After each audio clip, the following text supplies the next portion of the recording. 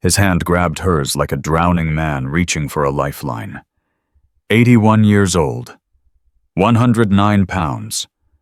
Cigarette burns on both forearms. "Please don't send me home." The words came out broken, desperate, terrified. Navy Chief Petty Officer William Crawford, Silver Star recipient, survivor of 3 Vietnam tours, was begging a stranger to save his life. His step-grandson stood 6 feet away, scrolling through his phone, waiting to take him back to finish what 14 months of starvation had started. 47 minutes later, the first motorcycles appeared.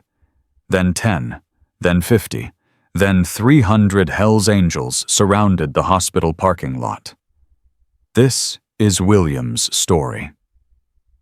Before we continue, please subscribe to support more stories like this. Stories that prove ordinary people can do extraordinary things when they refuse to look away. Comment below with your city or country so I can see how far this story travels. Now let's begin. Sarah Mitchell had been an emergency room nurse for 18 years. She had seen gunshot wounds, overdoses, car accidents, and every variety of human tragedy that walked through hospital doors. She thought nothing could surprise her anymore. She was wrong. The elderly man in Bay 7 had come in for a fall. His step-grandson, a thick-necked man in his mid-30s named Derek Crawford, had done all the talking during intake. The old man had barely spoken a word. That wasn't unusual. Family members often spoke for elderly patients. What was unusual was how the old man flinched every time Derek moved. Sarah approached the bed to check vitals. Derek was standing by the window, thumb scrolling through his phone, occasionally glancing at the old man with an expression that looked less like concern and more like impatience. "Mr. Crawford, I'm going to take your blood pressure now." The old man nodded. His arm, when she lifted it, weighed almost nothing. The skin hung loose over bones that felt as fragile as bird wings. Sarah wrapped the cuff around his arm. That's when she saw the burns. 3 small, circular marks on his inner forearm. Cigarette burns. Some fresh, some scarred over. Her hands didn't shake. 18 years had taught her that much. But her mind was racing. "Mr. Crawford, how did you get these marks?" Derek's head snapped up from his phone. "He burns himself sometimes. Dementia. Doesn't know what he's doing." The old man said nothing. His eyes stayed fixed on the blood pressure monitor. "I'm asking Mr. Crawford," Sarah said, keeping her voice neutral. "And I'm telling you," Derek said, moving closer. "He has dementia. He can't answer questions properly. That's why I'm here." Sarah looked at the old man. William Raymond Crawford, according to his chart. 81 years old. Listed as retired military. His Navy anchor pendant caught the fluorescent light. "Mr. Crawford, can you tell me what year it is?" The old man's voice was barely a whisper. 2024. "And who is the president?" Another whisper. "The correct answer." "And can you tell me your birthday? March 15th, 1943. His voice was clearer now. "Ides of March. Same day Caesar was killed. My mother thought it was bad luck." Sarah looked at Derek. "His cognition seems fine to me." Derek's jaw tightened. "He has good days and bad days. This is a good day. Can we go now? It was just a fall. He's fine. The doctor hasn't cleared him for discharge yet." "Then get the doctor." Sarah excused herself. She walked to the nurse's station, her mind cataloging everything she'd observed. The burns, the weight loss, the way the patient flinched, the way the family member controlled the conversation. She'd seen this before. She knew what it looked like. She pulled up William Crawford's records. Previous visit 14 months ago, routine checkup. Weight at that visit 174 pounds. Weight today 109 pounds, 65 pounds lost in 14 months. Sarah's stomach turned. She scrolled further. Pharmacy records showed prescriptions for heart medication, blood pressure, medication, diabetes medication, all through the VA. All free. Last filled 11 months ago. Sarah picked up the phone and paged Dr. Rodriguez. Back in Bay 7, William Crawford watched his step-grandson pace by the window. Derek was texting someone, his thumbs moving fast and angry. William knew that look. Derek had lost money again. He was always losing money. Poker sports betting some website on his phone. It didn't matter what. Derek always lost. And William always paid. For 14 months, William had paid. With his pension. With his VA benefits. With his savings. With the life insurance payout from his late wife Eleanor. And with his body. The fall tonight hadn't been an accident. Derek had pushed him down the stairs because William had asked for dinner. He'd had toast for breakfast. Nothing since. His stomach had been cramping so badly he'd finally spoken up. Derek's response had been swift and violent. Now William sat in this hospital bed surrounded by machines and monitors and people who might actually help him, and he was terrified. Because Derek would take him home. Derek always took him home, and no one ever stopped him. The doctors and nurses asked questions, and Derek answered them. The social workers made calls, and Derek performed for them. The system meant to protect people like William had already failed him twice. Adult Protective Services had visited once, and left satisfied with Derek's explanations. Nobody saw what happened behind closed doors. William touched his anchor pendant. He'd worn it for 60 years since his first day on the USS Maddox. He'd worn it through 3 tours in Vietnam. He'd worn it when he saved 12 sailors from burning water after a torpedo attack. He'd worn it to Eleanor's funeral. Now he wore it as the last piece of himself that Derek hadn't taken. The nurse came back, the young woman with kind eyes. Sarah, her badge said. Derek was still texting, not paying attention. William made a decision. His hand shook as he reached into his hospital gown pocket. He'd grabbed the receipt from Derek's car on the way in when Derek was distracted. He'd found a pen on the intake desk and written 4 words while pretending to adjust his gown. 4 words that might save his life or end it. Sarah approached to check the IV line. William grabbed her hand. Her eyes widened in surprise. He pressed the receipt into her palm. "Please," he whispered so quiet Derek couldn't hear. "Please read it." Sarah's fingers closed around the paper. Her expression didn't change. Professional. Calm. She glanced at the receipt without moving her head. "Read the words. Please don't send me home." Her eyes met his. He saw understanding there. He saw something that looked like fire. She squeezed his hand once, then she walked away. William's heart was pounding so hard he thought the monitors would start screaming. He'd done it. He'd told someone. For the first time in 14 months, he'd told someone the truth. Now everything depended on whether she believed him. Sarah walked past the nurse's station and into the supply closet. She closed the door behind her. Her hands were shaking now. The receipt was crumpled in her fist. She'd seen abuse cases before. She'd reported them, documented them, followed protocol. Most of the time, nothing happened. The victims went back to their abusers. The system shrugged and moved on. But this was different. This was a veteran.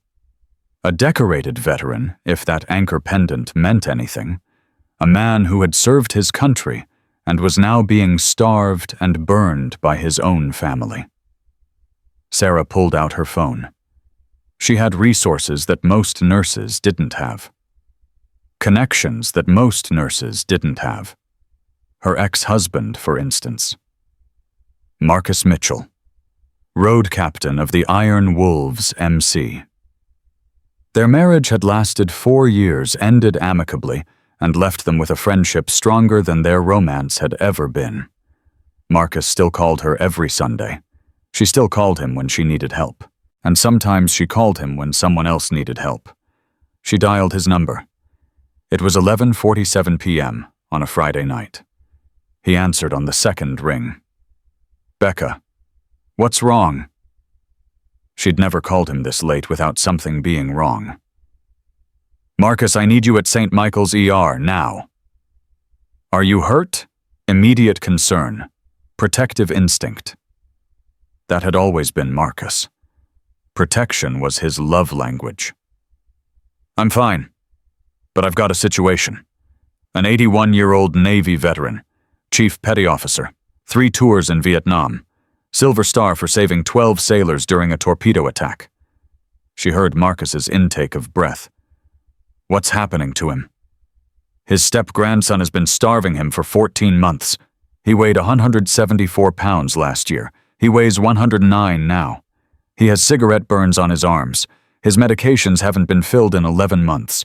And he just slipped me a note begging me not to send him home." Silence on the line. 3 seconds of it.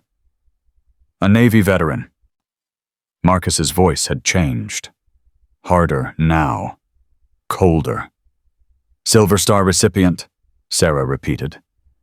"And his step-grandson is in the room right now waiting to take him back to finish the job." More silence. Sarah could hear movement on the other end. The creak of leather. The jingle of keys. "Don't let him leave that hospital," Marcus said. "I'm 20 minutes out. And Sarah, I'm calling Chaplin." Sarah closed her eyes. Chaplin was the president of the Hells Angels Ohio chapter. Calling Chaplin meant this was going beyond the Iron Wolves. "Code anchor down," Marcus continued. "Every brother within 300 miles is about to know a sailor needs help." "What does that mean exactly?" "It means that step-grandson is about to have a very bad night." A pause.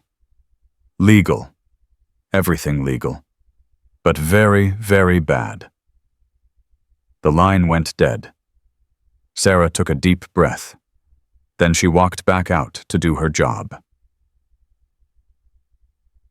Dr. Rodriguez was finishing his examination of William Crawford when Sarah returned.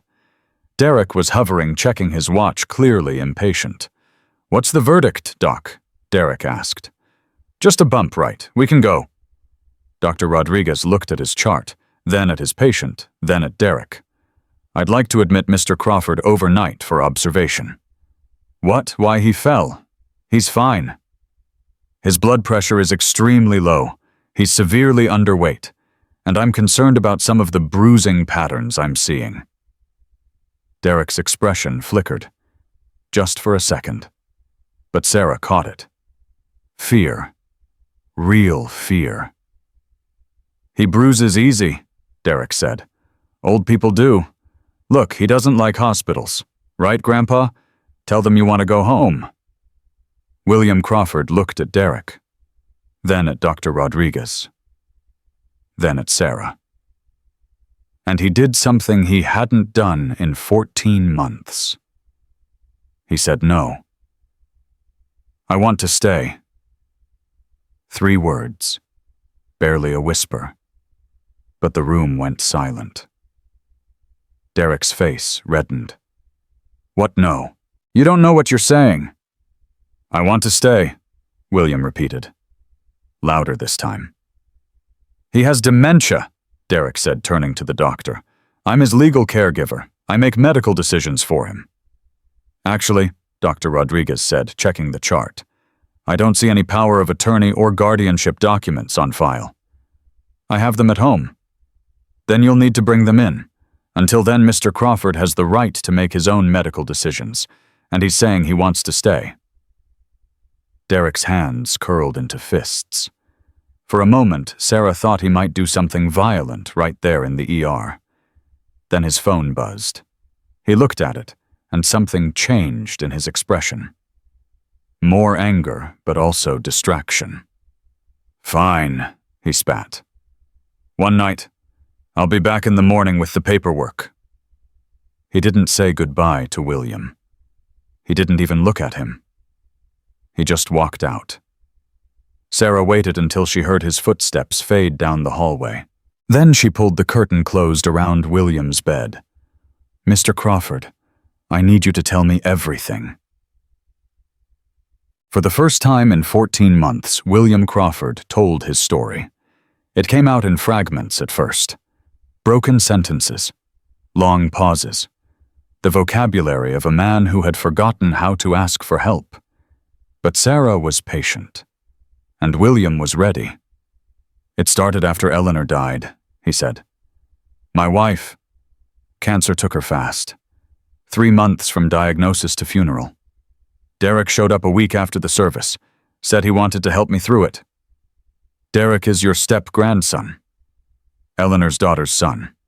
No blood relation to me, but he seemed kind at first. Offered to move in, take care of the house, help with bills." "When did things change?" William touched his anchor pendant. "About a month in. He found out about the insurance money. Eleanor had a policy, $425,000. It was supposed to be for my medical expenses, maybe a nursing home if I needed one." "What happened to it?" "Derek happened. He got me to sign some papers, said it was for the estate. I trusted him. By the time I realized what I'd signed, $200,000 was already gone." Sarah felt her jaw tighten.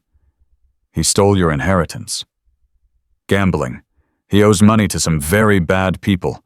My pension, my VA benefits, they all go into an account he controls. I haven't touched my own money in over a year." "What about food medication?" William's voice dropped. "I get what he decides to give me. Toast most days. Maybe soup if he's in a good mood. My prescriptions, he stopped filling them after the first few months. Said they were too expensive. They're free through the VA. He just doesn't pick them up." "And the burns on your arms?" William pulled up his sleeve. More burns became visible. Some fresh, some scarred. "When I complain, when I ask for food, when I do anything that inconveniences him." Sarah had to step away for a moment. She walked to the corner of the bay, her back to William, forcing herself to breathe. 18 years of nursing, and still moments like this could break through her professional armor.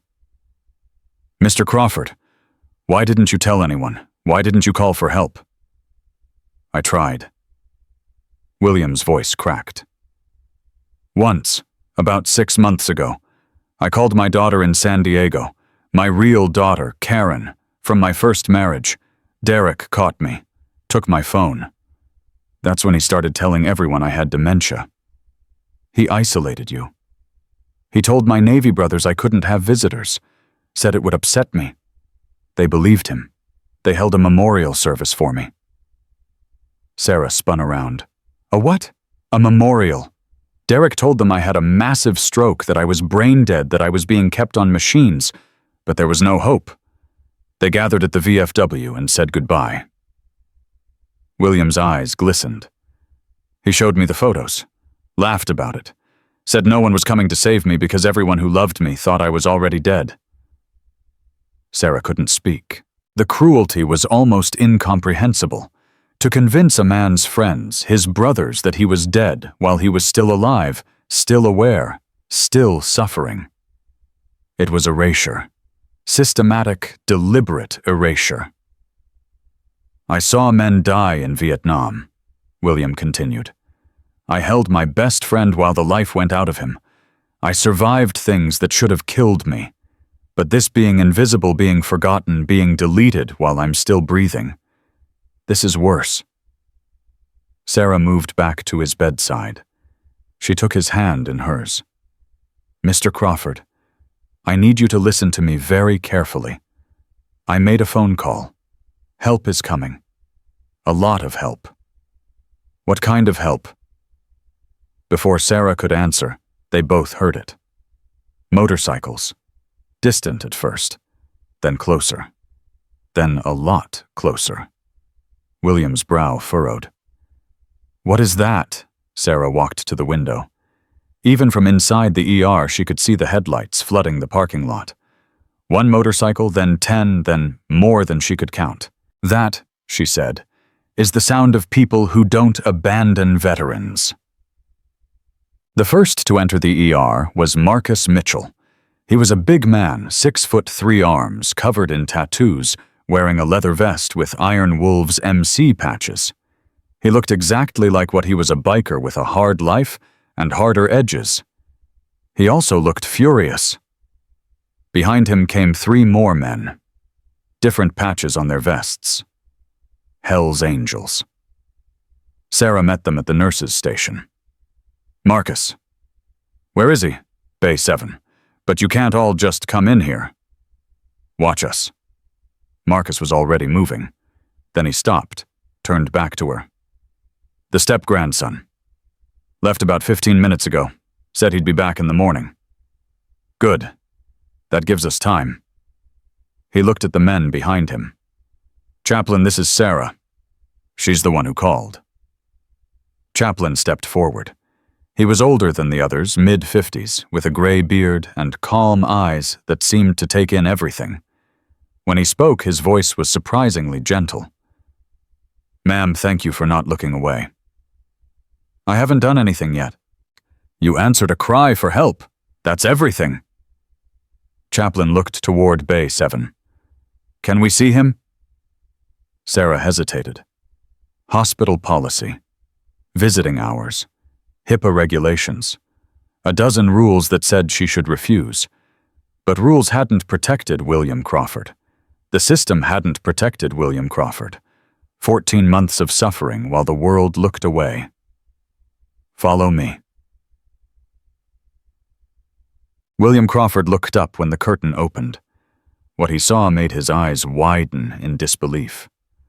4 men in leather vests, tattoos, patches, the kind of men that respectable society crossed the street to avoid. And the nurse, Sarah, standing beside them like they were exactly where they belonged. Mr. Crawford, Sarah said, these men are here to help you. Marcus approached the bed first. He looked at William, at the anchor pendant, at the bruises and burns and bones visible through papery skin. Something shifted in his expression. He dropped to one knee beside the bed. Chief Petty Officer Crawford, my name is Marcus Mitchell. I served in the Army 3rd Infantry Division. I understand you were Navy. USS Maddox. William nodded, too surprised to speak.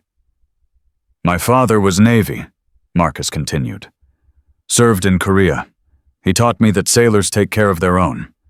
Is it true you saved 12 men during a torpedo attack? William's hand moved to his anchor pendant. Ides of March 1967. We were in the Gulf of Tonkin. Enemy torpedo hit our engine room. Fire everywhere. Men trapped below deck. I went down 4 times before the smoke got too bad to breathe. Silver Star. I didn't do it for the medal. I know. Marcus stood.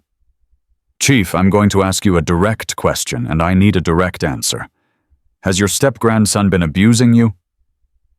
William looked at Sarah. She nodded. Yes, William said, for 14 months. Has he been stealing your benefits? Every penny.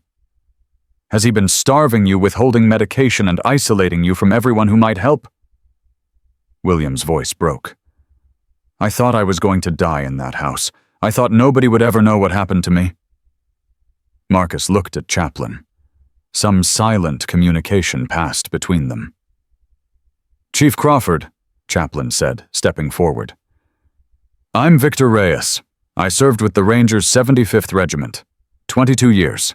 The man you're looking at is my brother regardless of what branch we served. The man next to me is also my brother. And right now, every veteran in a 100-mile radius is getting a phone call telling them that a Navy hero is in trouble.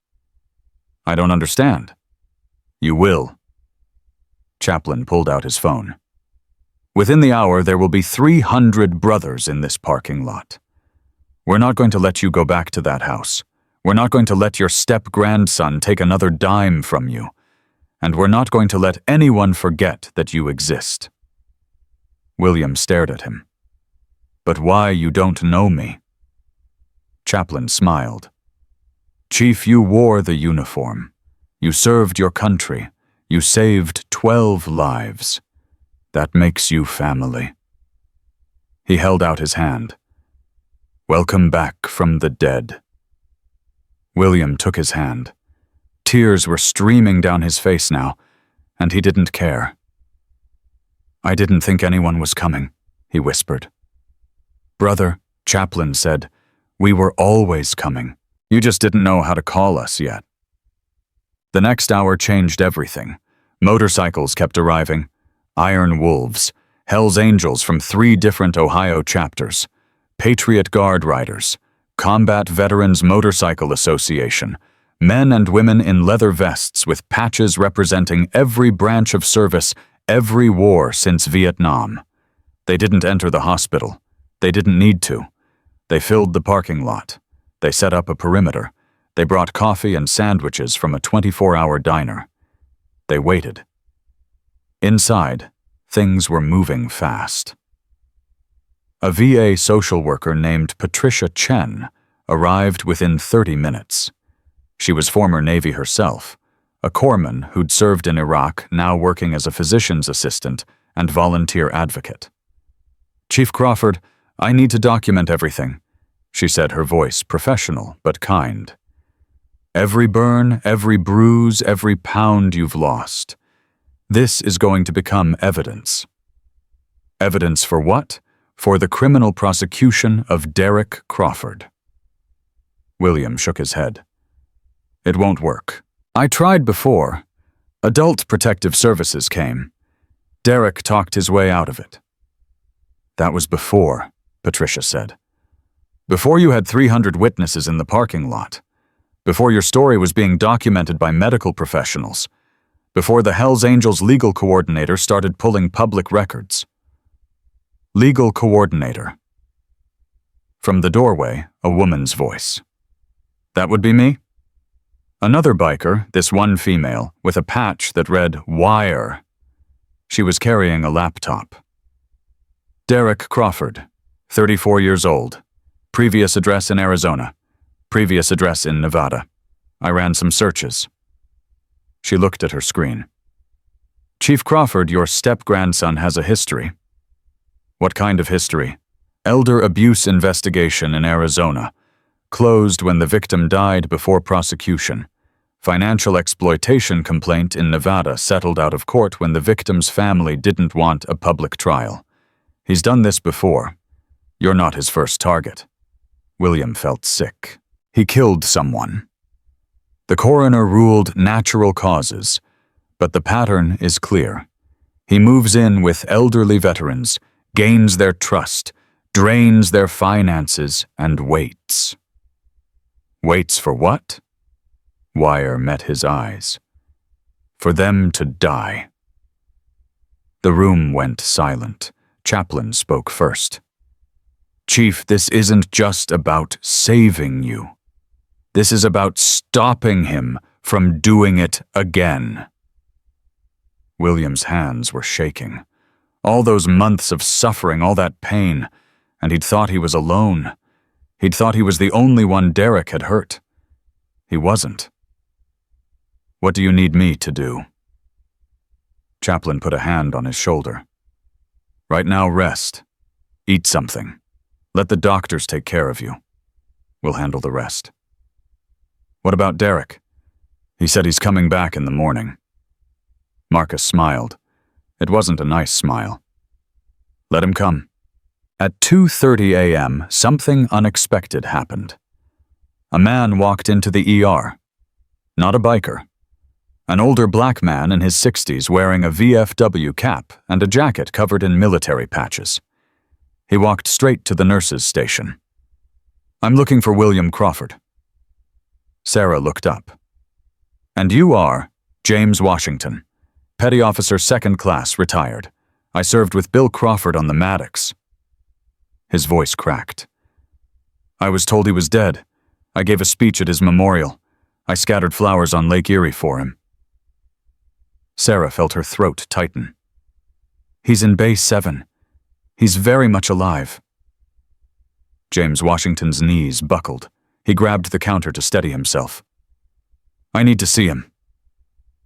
Sarah walked him back. When she pulled the curtain open, James stopped dead. Billy.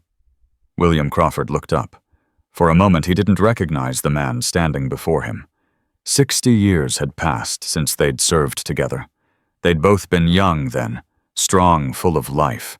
Then recognition hit. Gator. James Washington broke. Tears poured down his face as he rushed to his old friend's bedside. Billy, oh God, Billy, they told me you were gone. They said you had a stroke, that you were brain dead, that there was no hope. I believed them. I believed them, and I mourned you, and I never checked. It wasn't your fault. William's voice was steady now, stronger than it had been all night. Derek told everyone the same story. He made sure no one would come looking. I should have come anyway. I should have known. After everything we went through together, I should have known you wouldn't just disappear without saying goodbye. William reached out and grabbed his old friend's hand. You're here now, Gator. That's what matters. James pulled up a chair and sat down heavily. He couldn't stop staring at William as if afraid he would vanish. You saved my life on that ship, James said. When the torpedo hit, I was trapped below deck. Fire everywhere. I could feel my skin blistering. And you came down into that hell and pulled me out. You went back 3 more times for other men. You almost died yourself. I remember. And this whole time you were alive, suffering, and I was giving speeches about what a good man you were. James's voice hardened.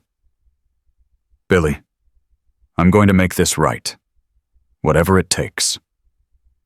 William squeezed his hand. You already have Gator.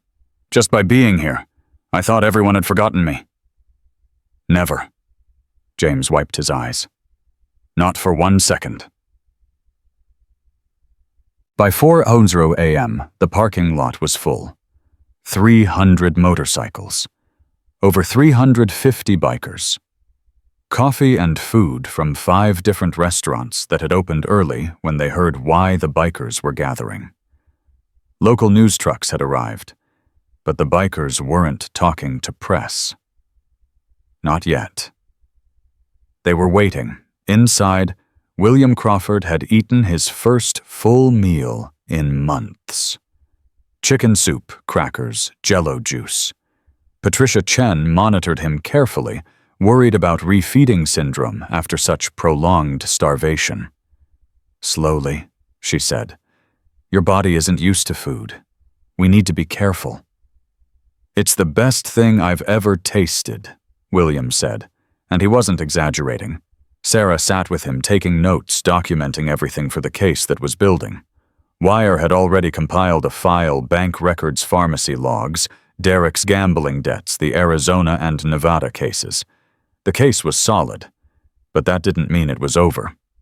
At 4:47 a.m., William's phone rang. Everyone froze. It was the phone Derek had allowed him to keep, the one he used to monitor William's minimal outside contacts. Sarah looked at the screen. Derek. Answer it, Chaplin said. Speakerphone. William's hand trembled as he pressed the button. Hello, where the hell are you? Derek's voice was loud, angry. I just drove by the hospital and the parking lot is full of bikers. What's going on? I'm still here, Derek. They admitted me. What did you tell them? William looked at Chaplin. Chaplin nodded. The truth. Silence on the line. Then Derek's voice, lower now, dangerous. You stupid old man. You think anyone's going to believe you? I'll tell them you're senile. I'll tell them you make things up. I've done it before.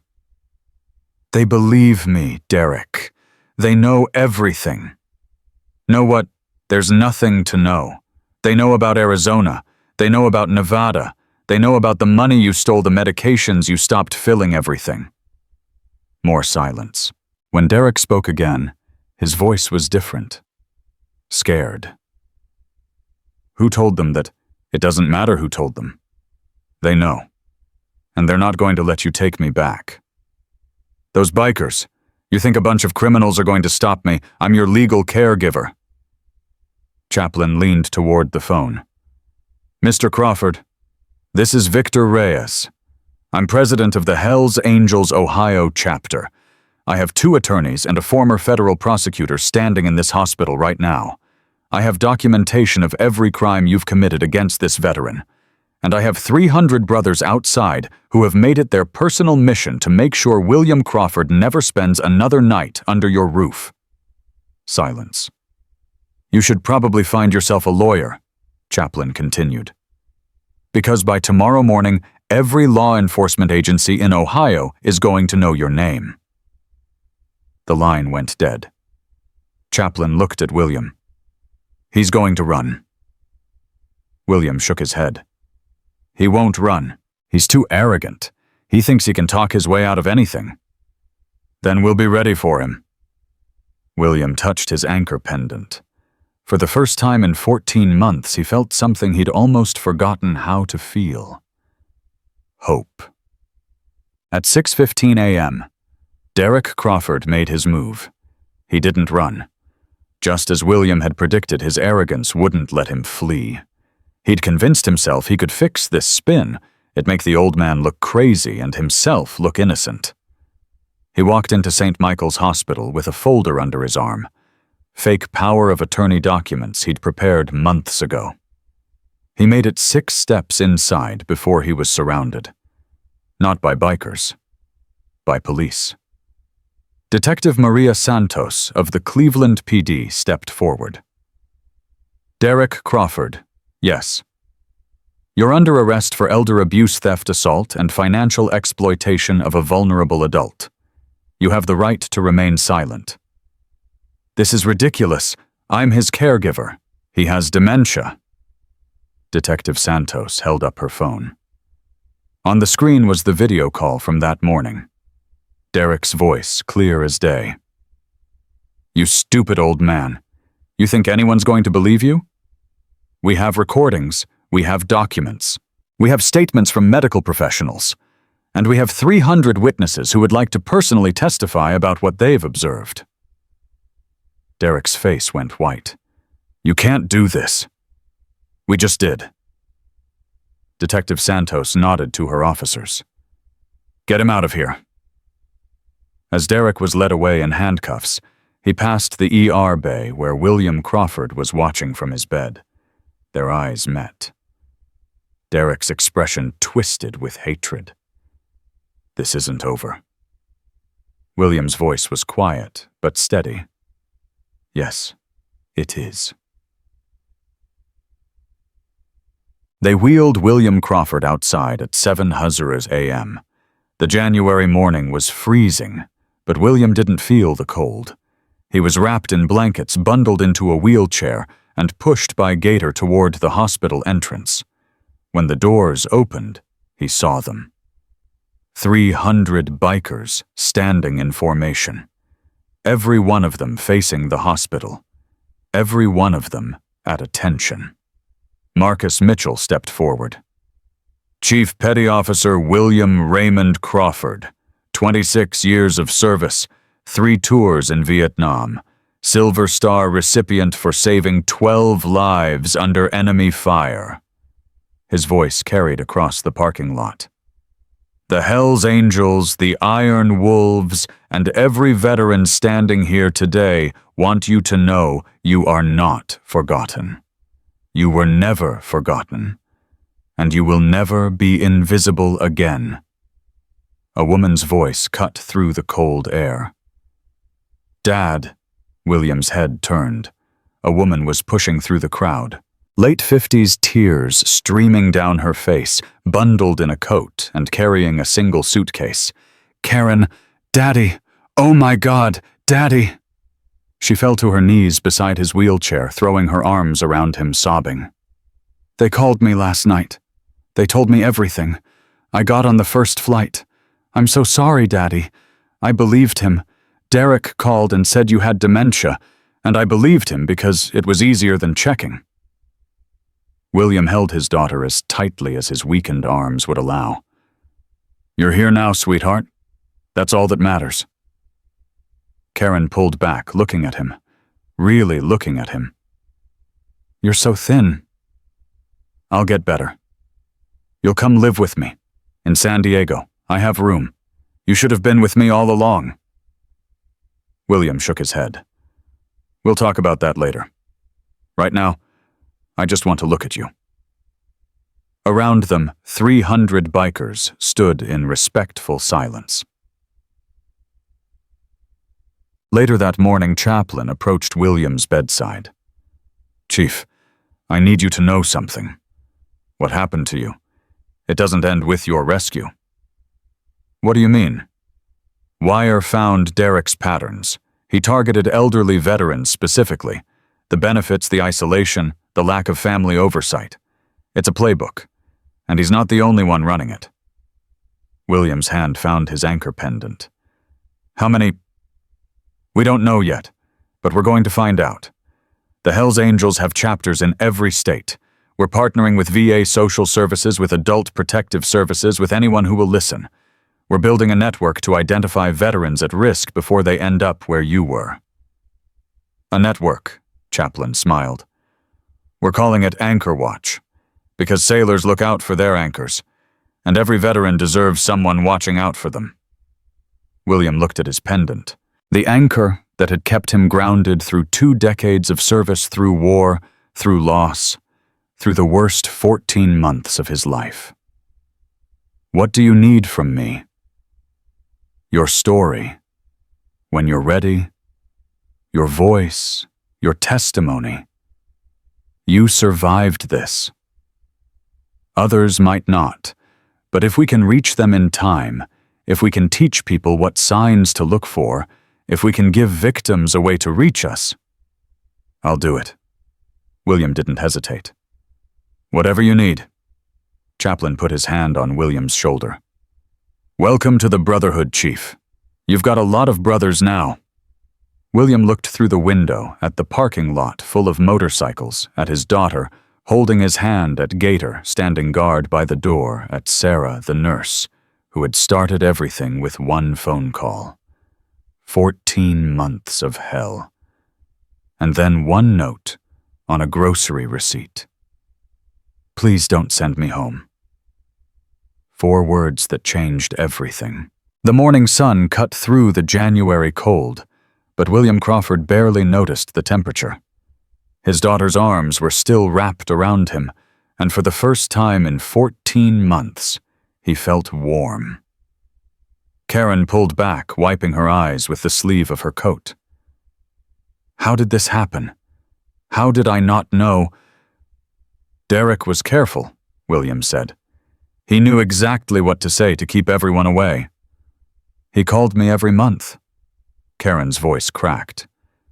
"He said you were declining. He said phone calls upset you. He said visitors made you confused and agitated. I believed him because I wanted to believe he was taking care of you." Gator stepped forward. "Ma'am, we all believed him. I gave a eulogy for your father while he was still alive. Derek knew how to work people."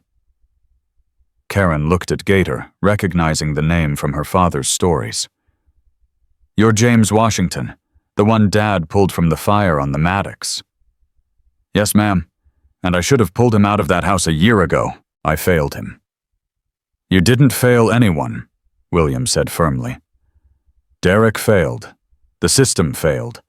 But you're all here now, and that's what counts." Chaplin approached the group with his phone in hand. "Chief Crawford, I just got word from Detective Santos. Derek posted bail." The words hit like a punch. Karen's face went pale. "He's out already. Bail was set at $50,000. Someone paid it within the hour." "Who would pay $50,000 for Derek?"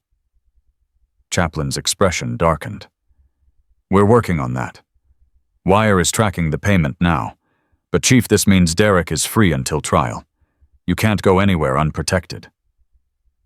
William's hand found his anchor pendant. The brief moment of peace was already gone. "He'll come for me. William said quietly. "He'll want to finish what he started. He won't get within 100 yards of you." Marcus stepped into the circle. "I'm assigning a rotation. 2 brothers with you at all times, day and night." "I can't ask you to do that." "You didn't ask. We volunteered." Karen grabbed William's hand. "Dad, come to San Diego with me. Get away from all of this. Derek can't reach you if you're across the country." "Running won't help," William said. "If I run, he gets away with it. The Arizona victim died before prosecution. The Nevada case was settled quietly. Derek keeps hurting people because his victims disappear before justice can catch up with him. I'm not disappearing." Chaplin nodded with respect. "Chief, that's exactly what we were hoping you'd say." William looked at the sea of bikers still filling the parking lot. Men and women who had given up their Saturday morning to stand guard for a stranger. "What happens now?" "Now," Chaplin said, "we build a case so airtight that Derek Crawford never walks free again." 3 hours later, William was transferred from the emergency room to a private room on the 4th floor. The hospital administrator had personally arranged it after Chaplin explained the situation. Security guards were posted at the elevator. Only approved visitors were allowed on the floor. Wire had set up a makeshift command center in the family waiting room. Laptops, phones, legal pads covered with notes. She was coordinating with her network across 4 states, pulling records, finding connections, building the picture of who Derek Crawford really was. Patricia Chen, the VA physician's assistant, was monitoring William's recovery. 14 months of starvation had damaged his body in ways that would take months to heal. "Your electrolytes are dangerously low," she told him during the afternoon check. "Your heart has been working overtime to compensate for the malnutrition. If this had gone on another few weeks..." She didn't finish the sentence. She didn't need to. "How long until I'm back to normal?" "Normal is a journey, Chief, not a destination.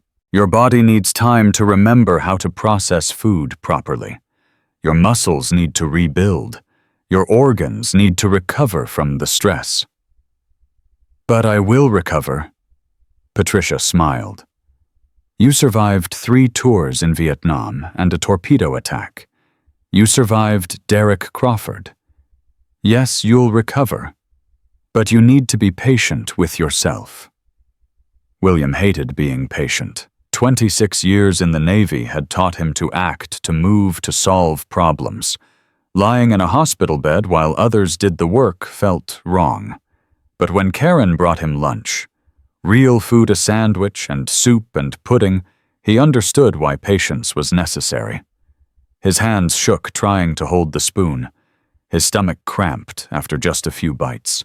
His body had forgotten how to be nourished. Karen watched him eat with tears in her eyes. "Dad, what did he feed you?" "Toast, mostly. Sometimes soup from a can. Whatever was easiest and cheapest." "For 14 months, he said groceries were expensive. Said my benefits barely covered the bills. I believed him because I didn't know any better. I didn't have access to the accounts. I didn't have a phone. I didn't have anyone to tell me the truth." Karen's hands curled into fists. "He stole everything. Your money, your health, your friends, your dignity. He took everything." "Not everything." William touched his anchor pendant. "He never took this. He tried once early on. Said it was worth money, wanted to sell it. I told him he'd have to kill me first." "Dad, it was the only time I fought back. I grabbed his wrist and looked him in the eye and told him that pendant went over the side with me, or not at all. He backed off. Never mentioned it again." Karen took his hand. "That pendant is the only reason I'm sitting here right now. If you'd given it up, you'd have given up on yourself." William squeezed her fingers. "It reminded me who I was. Every night when I was alone in that room, I'd hold it and remember the man I used to be. The man who saved 12 sailors. The man who served his country. The man who didn't quit." "You never quit, Dad. You survived." "I almost didn't. If Sarah hadn't read that note..." The door opened. Chaplin entered with Gator, and a man William didn't recognize. "Chief, there's someone here you need to meet." The stranger stepped forward. He was in his 70s, thin with the weathered look of someone who'd seen hard times. He walked with a cane and moved like his joints ached. "Chief Crawford, I'm Harold Jennings from Tucson." William frowned. "I don't think we've met." "We haven't, but we have something in common." Harold's voice trembled. "Derek Crawford is my nephew, and he killed my mother." The room went silent. Harold lowered himself into a chair, his hands shaking on his cane. "My mother was Dorothy Jennings. She was 84 years old, Army nurse in World War II, Pacific Theater. She survived the war, survived losing my father, survived everything life threw at her." "What happened?" "Derek happened. He showed up after my father died, offered to help Mom with the house. She was lonely, grateful for the company. Within 6 months, he'd isolated her from everyone, drained her bank accounts, and convinced her that all of us, her own children, had abandoned her." William felt sick. "How did she die?" "Heart attack. The official report said natural causes. But I know the truth. She weighed 95 pounds when she died. She'd been a strong woman, 140 pounds most of her life. Derek starved her just like he was starving you. He just didn't get caught in time." Karen's voice was barely a whisper. "And he was never charged. Adult Protective Services investigated. Derek showed them forged documents put on his Concerned Grandson Act, and they closed the case. By the time I gathered enough evidence to prove what he'd done, Mom was dead, and Derek had vanished." "To Nevada," Wire said from the doorway. She'd been listening. "Where he did the same thing to a Korean War vet named Samuel Park. Park's family settled out of court because they didn't want the publicity. Derek walked away with $60,000 and no criminal record." Harold nodded. "And then he came here. Found your father. Started the same playbook all over again." William stared at Harold. Two old men connected by a monster. "Your mother was Army?" "Yes, sir. Served in a field hospital in the Philippines." "And Samuel Park was Army too?" "Marines, actually. Korea." William turned to Wire. "Has Derek targeted anyone who wasn't a veteran?" Wire checked her laptop. "Every victim I can confirm was either a veteran or a veteran's spouse. 5 total, including you and Harold's mother." "That's not random," Chaplin said. "He's specifically hunting veterans." "Because we're easy targets," William said bitterly. "We have guaranteed benefits. We're used to following orders and trusting the chain of command. We don't like to complain or ask for help. And most importantly, we're often isolated from family because of all the years we spent deployed." "He studied us," Harold agreed. "He knew exactly how to approach, exactly what to say. He presented himself as family who wanted to help. We were so desperate for connection that we believed him." Karen was crying again. 5 people. 5 veterans who served this country, and he just preyed on them. "At least 5, Wire corrected. "Those are the ones I can confirm. There may be more. Some may have died before anyone noticed. Some families may have been too embarrassed to report it." William felt a cold fury building in his chest. "We're going to stop him," he said quietly. "Not just prosecute him for what he did to me. We're going to expose everything. Every victim, every stolen dollar, every lie he ever told." Chaplin nodded. "That's exactly what we intend to do. But Chief, we need your help. We need you to testify. Not just at trial, but publicly. Press conferences, interviews, congressional testimony if it comes to that." Congressional testimony. Wire's found evidence that this pattern extends beyond just Derek. There's a network of predators targeting elderly veterans for their benefits. Financial exploitation is an epidemic that nobody's talking about. William looked at Harold, at Gator, at his daughter. "When I wore this uniform," he said, touching his anchor pendant, "I swore to protect and defend. That oath didn't expire when I retired. If speaking out protects other veterans from what happened to me and Harold's mother, then I'll speak until my voice gives out." Harold reached across and gripped William's arm. "Thank you, Chief. My mother never got justice.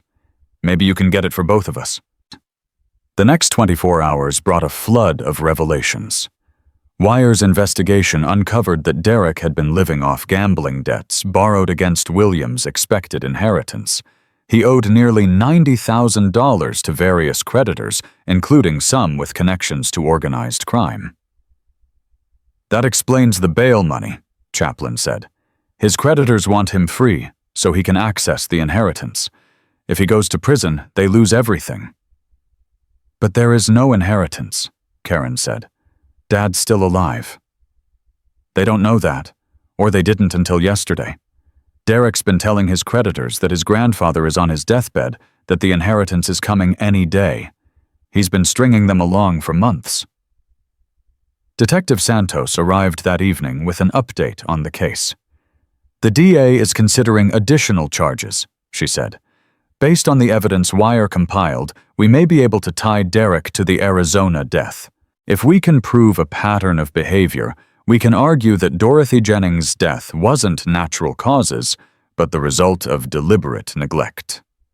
"Can you prove that?" William asked. "We're working on it.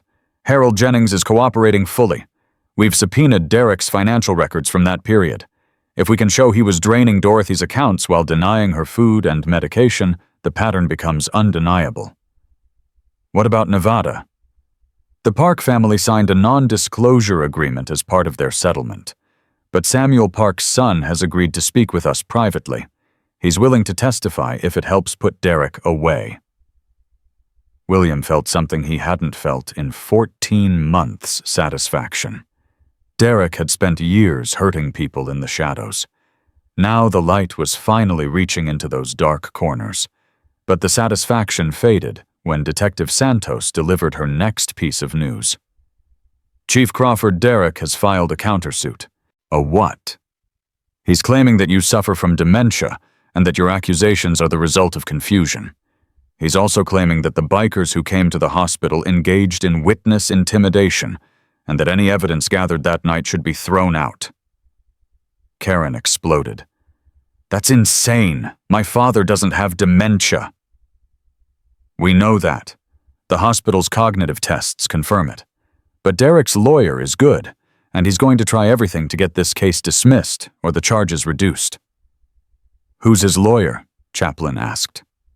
"Martin Vance, defense attorney out of Columbus. He specializes in elder abuse cases." "He specializes in getting abusers acquitted," Wire corrected from her laptop. "I've been researching him. He's won 3 major elder abuse trials in the last 2 years by attacking the credibility of elderly witnesses." William felt his hope waver. He'd been so sure that finally justice would be served. Now Derek had hired a professional to tear him apart in court. Chaplin put a hand on his shoulder. "Chief, we knew this wouldn't be easy. Derek has resources and he has motivation. But we have something better." "What's that?" "The truth. And 300 brothers who won't let the truth be buried." The countersuit forced everyone to accelerate their timeline. Wire worked through the night building a comprehensive database of Derek's crimes. She coordinated with former victims' families, law enforcement in 3 states, and VA social services to create a picture so complete that no defense attorney could dismiss it. Gator never left William's side. The 2 old sailors talked through the long hours remembering Vietnam, remembering the Maddocks, remembering the men they'd lost, and the ones they'd saved. "You know what I've been thinking about," Gator said during one late-night conversation. "That speech I gave at your memorial. I talked about how you never gave up, how you went back into that burning ship again and again because you couldn't stand the thought of leaving anyone behind.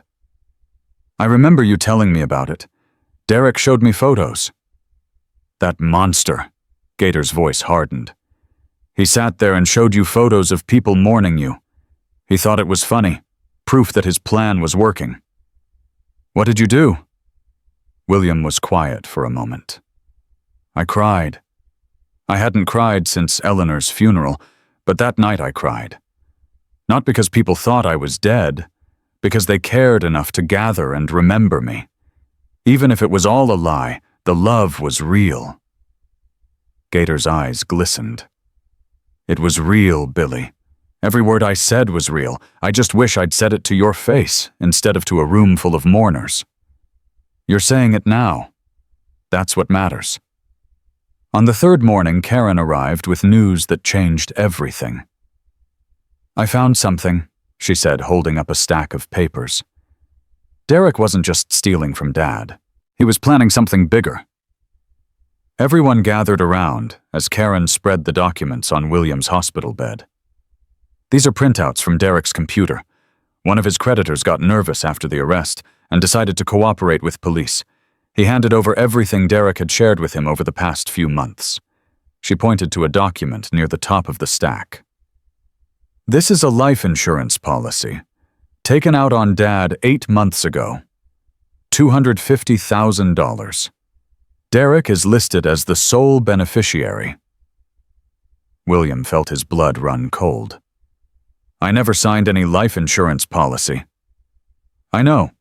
Your signature is forged. But here's the important part. Karen flipped to another page. This is an email Derek sent to his creditor 3 weeks ago. Read what it says. William put on his glasses and read aloud. The old man is almost done. Another month, maybe 6 weeks. Once he's gone, I collect the insurance plus whatever's left in his accounts. Should be enough to clear my debts and start over somewhere new. Nevada worked well last time. His hands were shaking by the time he finished. He was planning to kill me. Not directly, Karen said. That's why there are no weapons, no poison, nothing obvious. He was going to let starvation and untreated medical conditions do the work for him. Then he'd collect the insurance, pay off his debts, and disappear to find his next victim. Detective Santos had arrived during Karen's presentation. She picked up the email printout with gloved hands. This is premeditation. This moves the charge from elder abuse to attempted murder.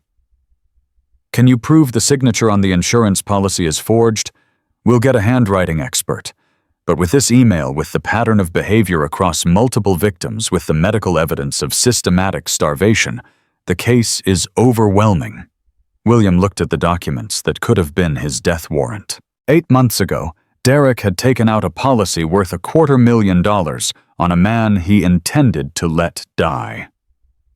He really thought he'd get away with it. He almost did, Chaplin said quietly.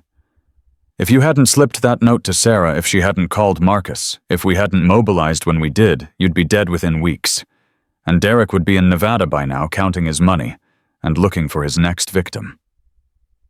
The weight of that truth settled over the room. William had been hours away from death. Not from natural causes, not from illness, but from deliberate, calculated murder disguised as neglect. I want to face him, William said suddenly. Everyone looked at him. What do you mean? Karen asked. I want to look Derek in the eye and let him know that he failed. I want him to see that I survived, that I won. Chaplin shook his head. Chief, that's not a good idea. Derek is dangerous. If he thinks he's going down anyway, he might try something desperate. I'm not afraid of him. That's exactly what worries me.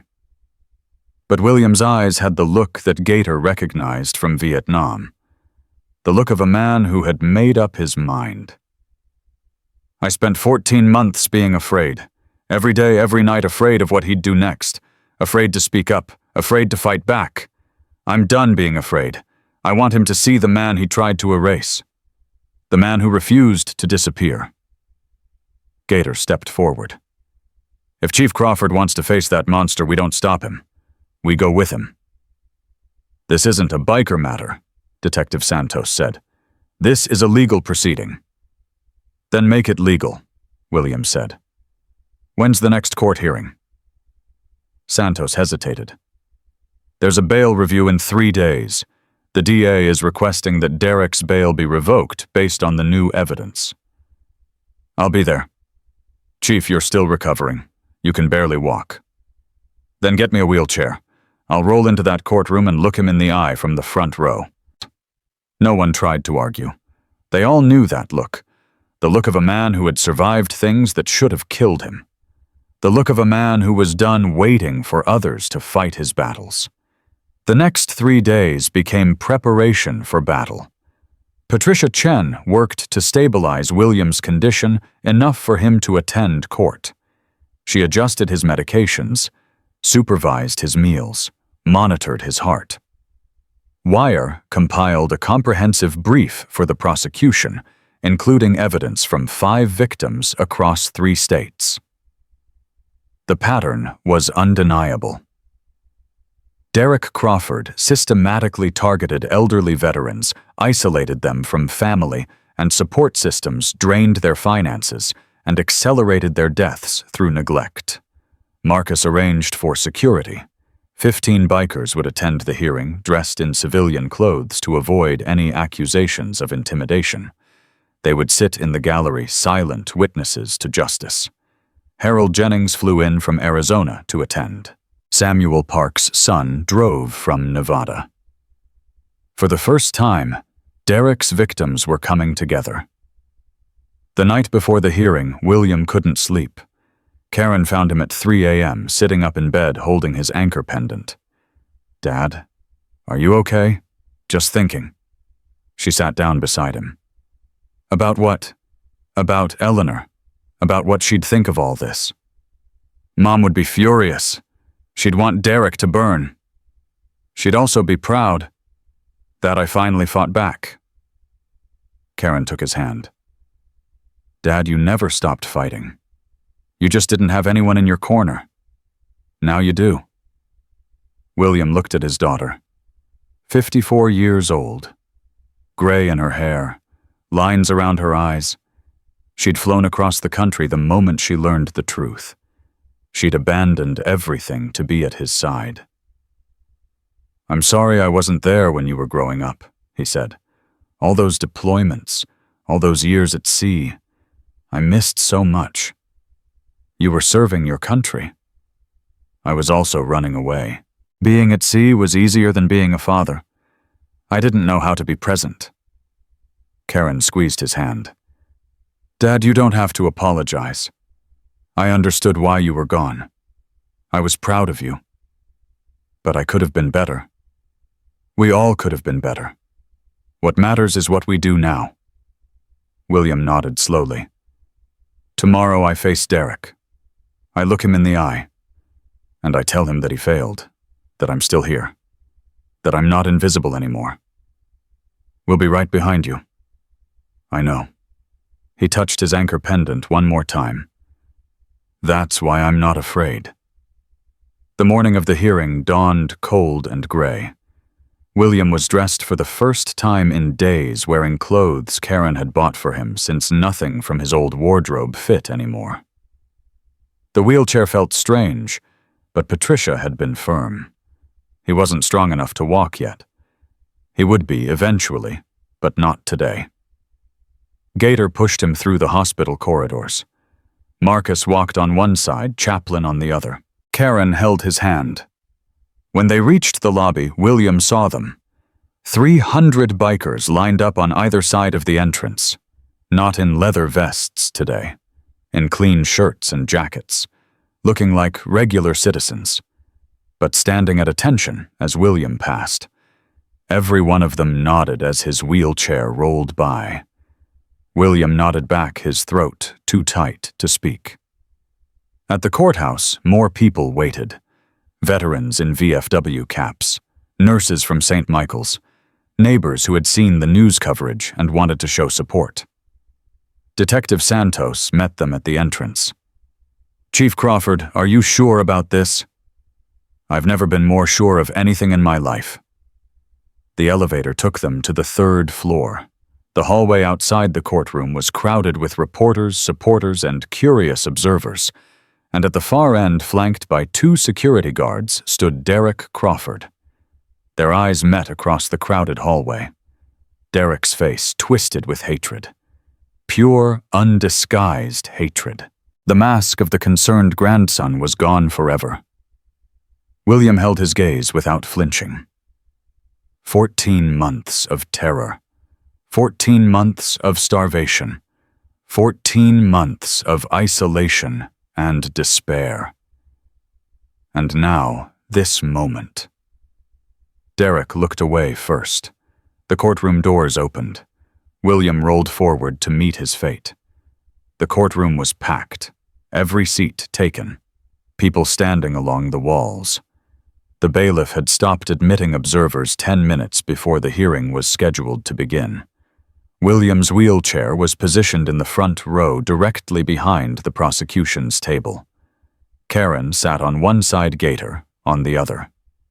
Behind them, Harold Jennings gripped his cane with white-knuckled hands. Derek sat at the defense table, whispering urgently with his lawyer, Martin Vance.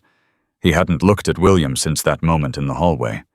He was pretending the old man didn't exist. Judge Patricia Morrison entered. Everyone rose. William gripped the arms of his wheelchair and pushed himself to standing. "Dad, you don't have to—" Karen started. "Yes, I do." He stood on shaking legs for the full 30 seconds until the judge was seated.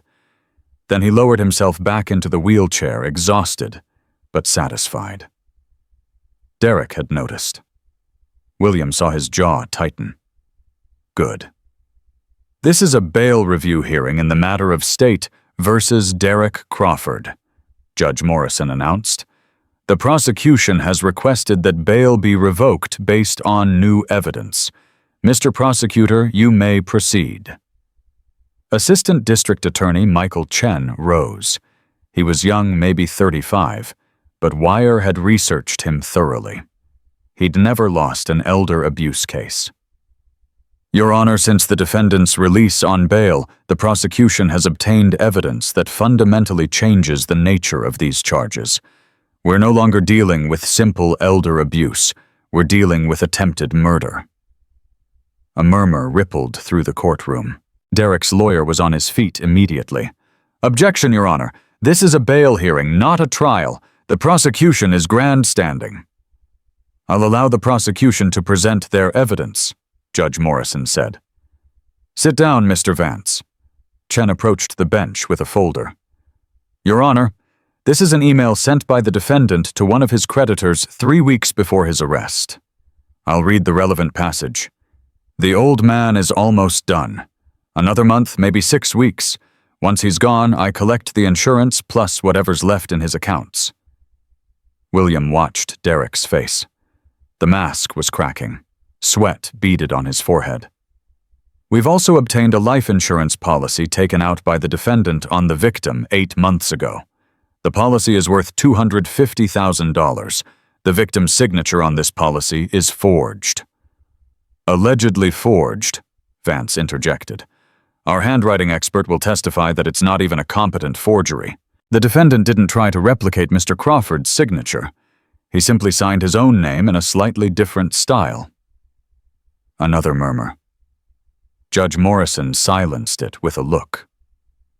Additionally, Your Honor, we've uncovered a pattern of behavior spanning 3 states and at least 5 victims over 8 years. Every victim was an elderly veteran.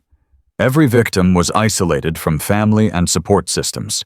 Every victim's finances were drained, and every victim either died or came close to dying before the defendant moved on to his next target. Chen turned to face Derek directly. Dorothy Jennings, 84 years old Army nurse, died weighing 95 pounds. Samuel Park, 79 years old Marine Corps, survived, but lost everything he had. Margaret Sullivan, 81 years old, Air Force, died of natural causes after losing 40 pounds in 6 months. Robert Chen, no relation to me. 76 years old Navy, currently in hospice care in Florida. William's blood ran cold. 5 victims. And Robert Chen was still alive, still suffering. This defendant is not a caregiver who made mistakes, Chen continued. He's a predator who systematically targets our nation's most vulnerable heroes. He isolates them, starves them, steals from them, and waits for them to die. When they don't die fast enough, he moves on and starts again. Your Honor, Vance interrupted. This is all speculation.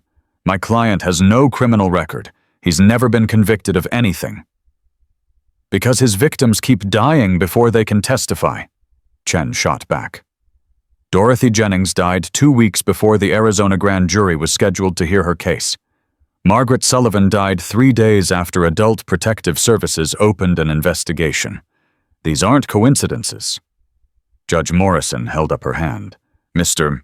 Chen, are you suggesting the defendant actively caused these deaths? I'm suggesting that the defendant understood exactly how long it takes for an elderly person to die from starvation and neglect, and he timed his activities accordingly. William Crawford is only alive today because a nurse read a note and made a phone call. Without that intervention, he would have been dead within weeks, and we would never have known the truth. William felt Karen's hand tighten on his arm. Your Honor, Chen concluded, the defendant is not just a flight risk. He's a continuing danger to every elderly veteran in this country. We request that bail be revoked immediately and that the defendant be held pending trial on charges of attempted murder, elder abuse theft, forgery, and fraud. Vance rose slowly. He was a tall man, silver-haired, with the polished manner of someone who had spent decades in courtrooms. Your Honor, the prosecution is painting my client as a monster based on circumstances and innuendo. There's no direct evidence of murder. There's no proof that my client intended to harm anyone. He's a concerned family member who may have made mistakes in caregiving, but mistakes are not crimes. The email, Chen started, is being taken out of context. My client was under pressure from creditors. He was venting frustration. The phrase "almost done" could mean anything. It could refer to medical treatments, to the stress of caregiving, to any number of things. It refers to waiting for a man to die, Chen said flatly. That's your interpretation.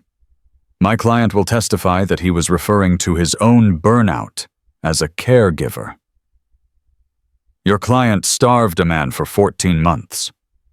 My client did his best to care for an elderly man with complex needs on a limited budget. William couldn't stay silent anymore. That's a lie. Everyone turned to look at him. The judge's eyebrows rose. Mr. Crawford, this is not the appropriate time. He had $6,200 a month. William said, his voice stronger than it had been in over a year. My pension, my VA benefits. He had access to all of it. My medications were free through the VA.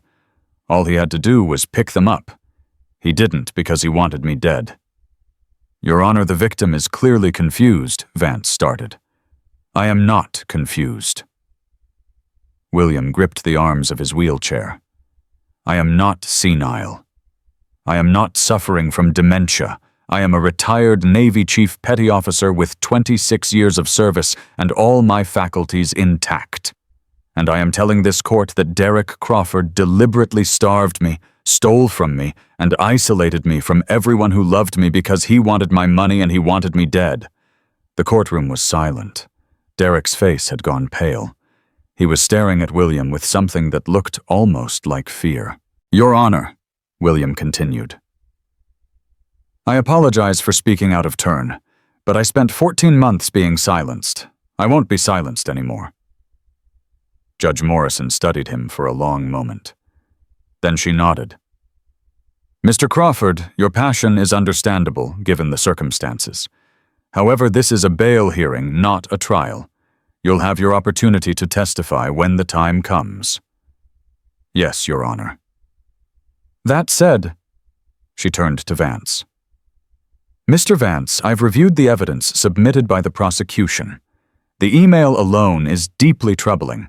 Combined with the forged insurance policy, the pattern of behavior across multiple states, and the medical evidence documenting Mr. Crawford's condition, I find that the defendant represents both a flight risk and a continuing danger to the community. Vance opened his mouth to object. Bail is revoked, Judge Morrison announced. The defendant will be remanded to custody pending trial. Derek erupted. You can't do this. I have rights. That old man is lying. Bailiff, please restrain the defendant. Two officers moved toward Derek. He tried to push past them, his face contorted with rage. You think you won? He shouted at William. You think this is over? I should have finished you off months ago. I should have... One of the officers forced him to the ground. Handcuffs clicked into place. Get off me. This is assault. I'll sue everyone in this courtroom. As they dragged him toward the side door, Derek twisted to look back at William. This isn't over, old man. You're going to die alone and forgotten just like all the others. The door slammed behind him. Silence filled the courtroom. Then slowly applause began. First one person, then another, then the entire gallery was on its feet. William sat in his wheelchair trembling, not from fear, from something else entirely. Release. 14 months of terror finally breaking apart. Karen was crying her arms around his neck. Gator was shaking his hand. Harold Jennings was standing at the back of the room, tears streaming down his weathered face. And somewhere in that crowd, 300 brothers in civilian clothes were nodding with grim satisfaction. The battle wasn't over, but the first victory had been won. 2 weeks later, the trial began. Prosecutor Chen had built his case methodically. Witness after witness testified to Derek's pattern of behavior. Bank records showed the systematic theft. Medical records documented the starvation. Phone records proved the isolation. But the most devastating testimony came from the victims themselves. Harold Jennings took the stand first. His hands shook as he described finding his mother's body. She weighed 95 pounds. She'd been 140 most of her life. Her refrigerator was empty except for a carton of expired milk. Derek had been depositing her Social Security checks into an account she couldn't access. She died of heart failure, brought on by malnutrition. My mother survived World War II. She survived the Pacific Theater. She didn't survive her own grandson's greed. Samuel Park's son David testified next. My father was a Marine. Chosen reservoir. He saw things that would break most men. But when I found him after Derek had finished with him, he was broken. He couldn't understand what had happened. He kept asking why. Why would someone do this to him? He died 6 months later. The doctor said his body just gave up. Then it was William's turn. He had practiced this moment in his mind 1,000 times. What he would say. How he would say it. But when he rolled to the witness stand, when he looked out at the packed courtroom, when he saw Derek sitting at the defense table with that smug expression, everything he'd rehearsed disappeared. He spoke from the heart. I served my country for 26 years. I saved 12 men from a burning ship. I earned a Silver Star, not because I wanted a medal, but because I couldn't stand the thought of leaving my brothers behind. His voice was steady, now stronger than it had been since before Eleanor's death. When my wife died, I thought I was done. I thought my life was over. Derek showed up and offered to help, and I believed him because I was lonely, and I wanted to believe that family meant something. He looked directly at Derek. For 14 months, you starved me. You burned me. You stole everything I had. You told my friends I was dead so no one would come looking. You made me invisible. Derek's lawyer had objected multiple times during other testimonies, but now he sat silent. Even Vance seemed to understand that interrupting this moment would be catastrophic. But you made a mistake. You let me live long enough to tell the truth. You let me survive long enough to meet people who cared whether I lived or died. You underestimated how much fight was left in an old sailor. William touched his anchor pendant. This pendant survived 3 tours in Vietnam. It survived a torpedo attack. It survived everything you tried to do to me. And so did I. He turned to the jury. I'm not asking for vengeance. Vengeance won't bring back Dorothy Jennings or Samuel Park or the others. But I am asking for justice. I'm asking you to make sure that Derek Crawford never hurts another veteran, never isolates another elderly person, never waits by another bedside for someone to die. His voice dropped. Because I promise you this, there are more victims out there right now. In houses just like mine. In rooms just like the one I was trapped in. They're waiting for someone to notice. They're praying for someone to help. And if Derek Crawford walks free, he will find them. And he will do to them exactly what he did to me. The courtroom was absolutely silent. I was a chief petty officer in the United States Navy. I gave my country 26 years. I asked for nothing in return except the right to grow old with dignity. Derek Crawford took that from me. Don't let him take it from anyone else. William lowered his head. His testimony was done. The jury deliberated for 4 hours. When they filed back into the courtroom, William watched their faces. Some of them had been crying. Others looked angry. None of them would meet Derek's eyes. Has the jury reached a verdict? We have your honor. The foreperson stood. A woman in her 60s. Silver hair. Strong posture. She reminded William of Eleanor. On the count of attempted murder, we find the defendant guilty. A gasp swept through the gallery. On the count of elder abuse, we find the defendant guilty. On the count of theft over $50,000, we find the defendant guilty. On the count of fraud, we find the defendant guilty. On the count of forgery, we find the defendant guilty. 5 counts. Guilty on all of them. Derek's face crumpled. For the first time since William had known him, he looked like what he really was, small, pathetic, caught. On the count of wrongful death in the matter of Dorothy Jennings, we find the defendant guilty. Harold Jennings sobbed out loud. His mother finally had justice. On the count of financial exploitation in the matter of Samuel Park, we find the defendant guilty. 7 counts. 7 convictions. Years of predation finally exposed. Judge Morrison thanked the jury and dismissed them. Then she turned to Derek. Mr. Crawford, you will be sentenced in 30 days. Until then, you will remain in custody. I want you to understand something. She leaned forward. I've been a judge for 22 years. I've seen murderers, rapists, armed robbers. I've seen every kind of criminal you can imagine. But I have never seen anything as cold, as calculated, as purely evil as what you did to these veterans. These men and women served their country. They earned the right to grow old in peace, and you preyed on them like they were nothing. Derek tried to speak. She cut him off. You will have your opportunity to address the court at sentencing. I suggest you use the next 30 days to reflect on what you've done. Because I promise you this, when I deliver my sentence, it will reflect the full weight of your crimes. She banged her gavel. Court is adjourned. As the officers led Derek away, he passed within 3 feet of William's wheelchair. This time he didn't speak. He didn't shout threats or make promises of revenge. He just looked at William with dead eyes, the eyes of a man who finally understood that he had lost. William looked back at him. I forgive you, William said quietly. Derek stopped walking. The officers paused. What?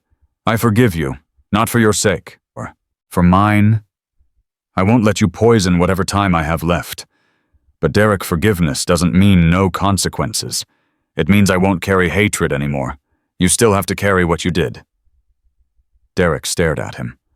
For one moment, something flickered across his face, something that might have been understanding, or might have been despair. Then the officers pulled him through the door, and he was gone. The sentencing hearing took place exactly 30 days later. The courtroom was even more packed than it had been for the trial. News cameras lined the back wall. Reporters filled every available seat. The story had gone national. "The Veteran and the Vulture," one headline called it. "Hell's Angels save Navy hero," said another. William had gained 20 pounds. He could walk now slowly and with a cane, but he could walk. Patricia Chen had pronounced him on the road to full recovery. "You'll never be 25 again," she'd said. "But you might just make it to 90. Gator sat beside him. Karen was on his other side. Behind them, the courtroom was filled with veterans, bikers, nurses, social workers, and ordinary citizens who had followed the case. Derek was brought in wearing an orange jumpsuit. His lawyer had quit after the verdict. The public defender assigned to him for sentencing looked like she'd rather be anywhere else. "Mr. Crawford, do you wish to address the court before I deliver my sentence?" Judge Morrison asked. Derek stood. He'd lost weight. His face was hollow. Prison didn't suit him. "Your Honor, I'd like to apologize." William felt Karen stiffen beside him. "I made mistakes. I was under pressure. My gambling debts were out of control and I didn't know how to ask for help. I never meant to hurt anyone. I loved my grandfather. I loved all of them." His voice cracked. It was a performance. Everyone knew it was a performance, but Derek was committed to the role. "I know I don't deserve mercy, but I'm asking for it anyway. I'm asking for a chance to change, to get help for my addiction, to make amends for what I've done." He actually managed to produce tears. "I'm not a monster. I'm a sick man who did terrible things because I couldn't control my compulsion. Please, Your Honor, please give me a chance to become the person I should have been." Judge Morrison let the silence stretch. Then she spoke. "Mr. Crawford, I've been a judge long enough to recognize genuine remorse. I've also been a judge long enough to recognize manipulation." She picked up a document from her desk. "This is a letter I received yesterday from the Florida Department of Corrections. Robert Chen died 3 days ago. He was the veteran you were exploiting in Florida before you came to Ohio. He died weighing 87 pounds. His family didn't know he was sick until it was too late, because you had convinced them he didn't want visitors." Derek's performance faltered. "You speak of addiction and compulsion, but gambling addicts don't forge life insurance policies. They don't systematically isolate their victims from all human contact. They don't calculate exactly how long it takes for starvation to kill an elderly person and time their activities accordingly." She set down the document. "You're not sick, Mr. Crawford. You're not a victim of circumstance. You're a predator. You targeted the most vulnerable people in our society, and you exploited them until they had nothing left to give. Then you waited for them to die so you could move on to your next victim." Derek's tears had stopped. His face was blank now. The mask had slipped away, and there was nothing underneath but emptiness. William Crawford was supposed to be your 6th victim. He would have been your 4th fatality. The only reason he's alive today is because a nurse happened to read a note and happened to know someone who could help. That's not justice. That's luck." She stood. "Derek Michael Crawford, you have been convicted of attempted murder, elder abuse, theft, fraud, forgery, and wrongful death. For these crimes, I sentence you to 25 years in state prison. You will not be eligible for parole for 15 years. You will be required to pay restitution to your victims and their families in the amount of $487,000. Upon your release, if you ever make contact with any of your victims or their families, You will be immediately returned to prison to serve the remainder of your sentence. 25 years. William did the math. Derek was 34. He would be 49 before he was even eligible for parole. 59 before he finished his sentence. Additionally, Judge Morrison continued, I am recommending to the federal prosecutor that you be charged with benefits fraud for the systematic theft of VA benefits from multiple veterans. If convicted, you will serve that sentence consecutively, not concurrently. Derek's lawyer winced. Federal charges on top of state charges. He might never see freedom again. Do you have anything else to say, Mr. Crawford? Derek looked at William. The emptiness in his eyes had been replaced by something else. Hatred. Pure, burning hatred. You should have died when you had the chance. 2 officers grabbed him before he could move. They dragged him toward the door as he shouted, You're 81 years old. You'll be dead before I get out. This doesn't matter. None of this matters. I'll outlive all of you. The door slammed behind him. William sat in the sudden silence, his hand on his anchor pendant. Derek was wrong. It did matter. It mattered for Dorothy Jennings and Samuel Park and Robert Chen and all the victims who never got their day in court. It mattered for Harold Jennings, who finally had justice for his mother. It mattered for the veterans who would never be Derek's victims because he was now locked away. And it mattered for William, not because he wanted revenge, not because Derek's suffering would heal what had been done to him. It mattered because the truth had been told. The invisible had been made visible. The silence had been broken. Dad, Karen's voice was soft. It's over. William shook his head slowly. No, sweetheart. It's not over. It's just beginning. He looked at Chaplin, who was standing at the back of the courtroom with Marcus and Wire and a dozen other brothers. We have work to do. Chaplin nodded. 300 bikers. Countless veterans. A network that was already saving lives. Anchor Watch was just getting started. 6 months changed everything. William Crawford stood in front of a mirror for the first time since leaving the hospital. The man looking back at him was almost unrecognizable from the skeleton who had whispered 4 desperate words to a nurse in an emergency room. 156 pounds. 47 pounds gained. His cheeks had filled out. His eyes were clear. His hands were steady. You look good, Dad. Karen was standing in the doorway of his room at Sailor's Rest, the veteran community home that the Iron Wolves had established in partnership with VA Cleveland. I feel good, William said. Better than I've felt in years. Patricia says your heart is strong. Blood pressure is normal. Diabetes is controlled. She also says I might live to 90. Karen smiled. That would make you the most stubborn man in Ohio. I thought I already was. They laughed together. It was something they did often now. Laughing. William had almost forgotten how. The past 6 months had been a whirlwind. After Derek's sentencing, the media attention had exploded. William's story had been featured on national news, in newspapers, on podcasts. People sent letters from across the country. Veterans reached out to share their own experiences. Families asked for help with loved ones they suspected were being exploited. And Anchor Watch had grown beyond anything William could have imagined. What started as a phone tree among bikers had become a formal organization. The Iron Wolves partnered with Hell's Angels chapters across Ohio, then Indiana, then Pennsylvania. The VA signed a memorandum of understanding. Adult Protective Services created a dedicated liaison position.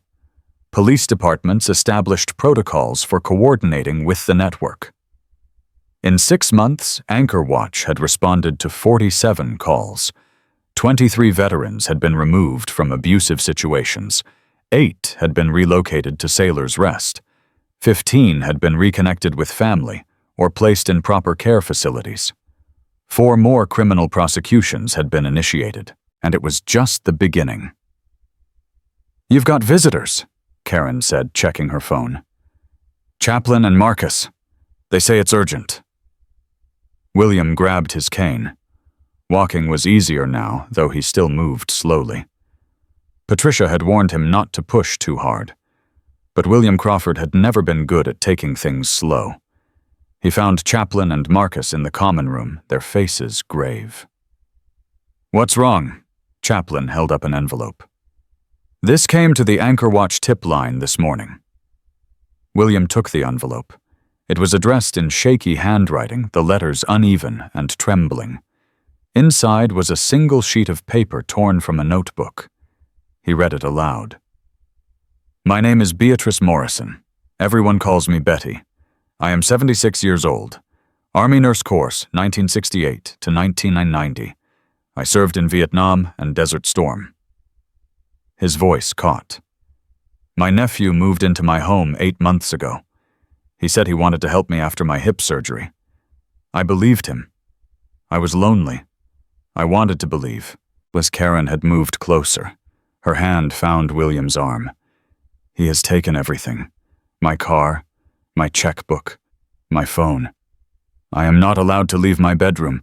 He brings me food when he remembers, which is not often. I heard about your story on the radio, the man who was rescued by the bikers. I don't know how to reach you. I am giving this letter to my mail carrier and praying." William's hands were shaking by the time he finished. "Please, help me. I don't want to die like this." The room was silent. "Where is she?" William asked. "Rural Kentucky," Marcus said. "About 5 hours south, a place called Harlan County." "When do we leave?" Chaplin and Marcus exchanged looks. "Chief, you just got out of the hospital 6 months ago. You're still recovering. This isn't your fight." "The hell it isn't." William's voice was steel. "That woman is me. 8 months ago that was me. Trapped, starving, praying someone would notice. If I don't go, who does?" "We do," Marcus said. "The brothers. That's why Anchor Watch exists. And I'm part of Anchor Watch. I'm not some figurehead who makes speeches and shakes hands. I'm a veteran who survived what she's going through right now. I know what it feels like. I know what she needs to hear." Karen stepped forward. "Dad, you can barely walk 500 feet without resting." "Then I'll rest in the car. But I'm going." Chaplin studied him for a long moment. Then he nodded slowly. "All right, Chief, but we do this by the book. Local law enforcement notified. VA social services on standby. Medical personnel ready. This isn't a raid, it's a rescue." "How many brothers?" For Kentucky 45. 3 chapters responded within an hour of receiving the alert. William touched his anchor pendant. "Then let's go get Betty Morrison." The convoy left at dawn. 45 motorcycles plus 3 SUVs carrying support personnel. Patricia Chen was in one vehicle with medical supplies. Wire was in another with her laptops and documentation equipment. Karen insisted on coming despite William's protests. "You're not leaving me behind," she said. "Not again, not ever." They drove south through Ohio farmland, then into the hills of eastern Kentucky. The roads got narrower. The towns got smaller. By the time they reached Harlan County, they were deep in Appalachia. "This is coal country," Marcus said from the driver's seat. William sat beside him watching the landscape roll past. "Lots of veterans out here, lots of poverty. Easy pickings for predators like Derek. That's why we're here." The address from Betty's letter led them to a small house at the end of a dirt road. The mailbox was rusted. The yard was overgrown. A newer truck sat in the driveway looking out of place next to the neglected property. The convoy stopped a quarter-mile away. Chaplin gathered everyone for a briefing. "Local sheriff has been notified. He'll meet us at the property in 15 minutes. Nobody approaches the house until law enforcement arrives. This needs to be clean and legal." What do we know about the nephew? William asked. Wire checked her tablet. Raymond Morrison, 41 years old, unemployed, history of substance abuse, 2 previous arrests for theft, no convictions. He's Betty's only living relative. Her husband died 12 years ago. No children. Same pattern, William said quietly. Isolated veteran, limited family, easy target. Same pattern, Chaplin agreed. Different predator. The sheriff arrived 10 minutes later. A weathered man in his 60s, he looked at the assembled bikers with raised eyebrows. You boys are a long way from home. We're here for a veteran, Chaplin said. Same as we'd want someone to come for us. The sheriff nodded slowly. I got your message about the tip. I've actually had concerns about Betty Morrison for a while. Neighbors said they hadn't seen her in months.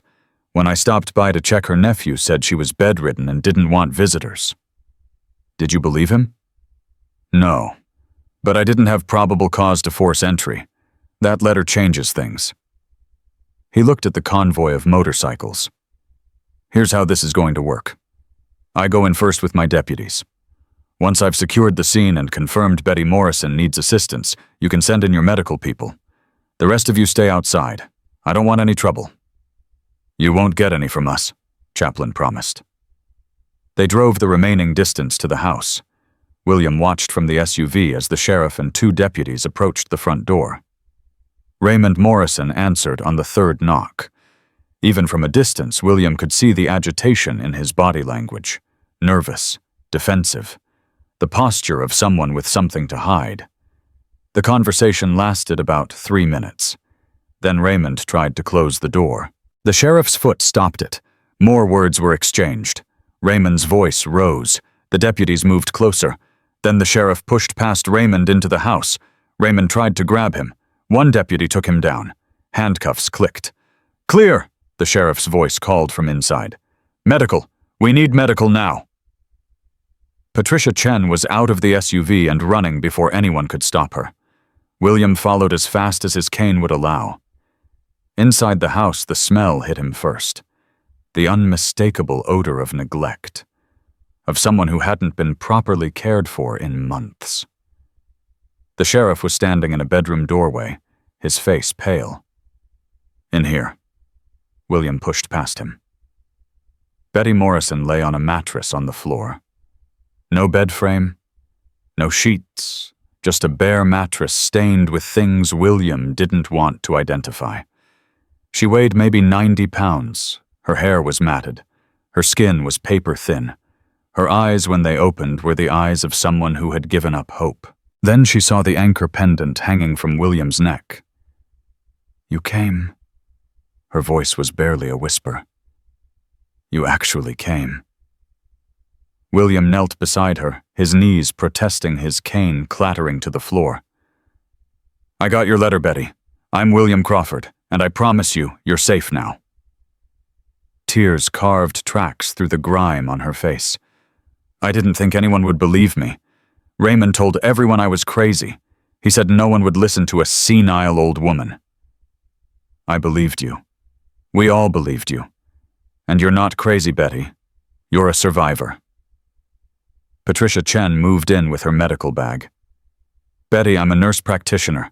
I'm going to check your vitals and make sure you're stable enough to travel. We're taking you somewhere safe. Where? William took her hand. The bones felt like twigs beneath the skin. We have a place called Sailor's Rest. It's for veterans like us, people who served their country and deserve to live with dignity. You'll have your own room. 3 meals a day, medical care, and people who give a damn whether you live or die. Betty's grip tightened with surprising strength. I was in Vietnam too, she said. Field hospital outside Da Nang, 1969 to 1970. I held dying boys in my arms and told them their mothers loved them. I know. Army Nurse Corps, 22 years of service. Raymond said I didn't deserve any of that. He said I was useless, a burden. He said I should be grateful he let me live this long. William felt the familiar rage building in his chest. The same rage he'd felt toward Derek, the same rage he'd felt every time he heard about another veteran being exploited. Raymond was wrong. You're not useless. You're not a burden. You're a hero who deserves better than what was done to you.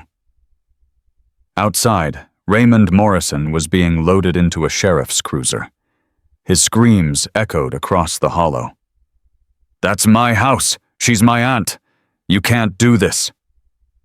The sheriff's voice calm and firm. "Sir, elder abuse is a felony in Kentucky. You have the right to remain silent. I suggest you use it." The screams continued until the cruiser door slammed shut. Betty was loaded into an ambulance that had arrived from the nearest hospital. Patricia rode with her, monitoring her condition.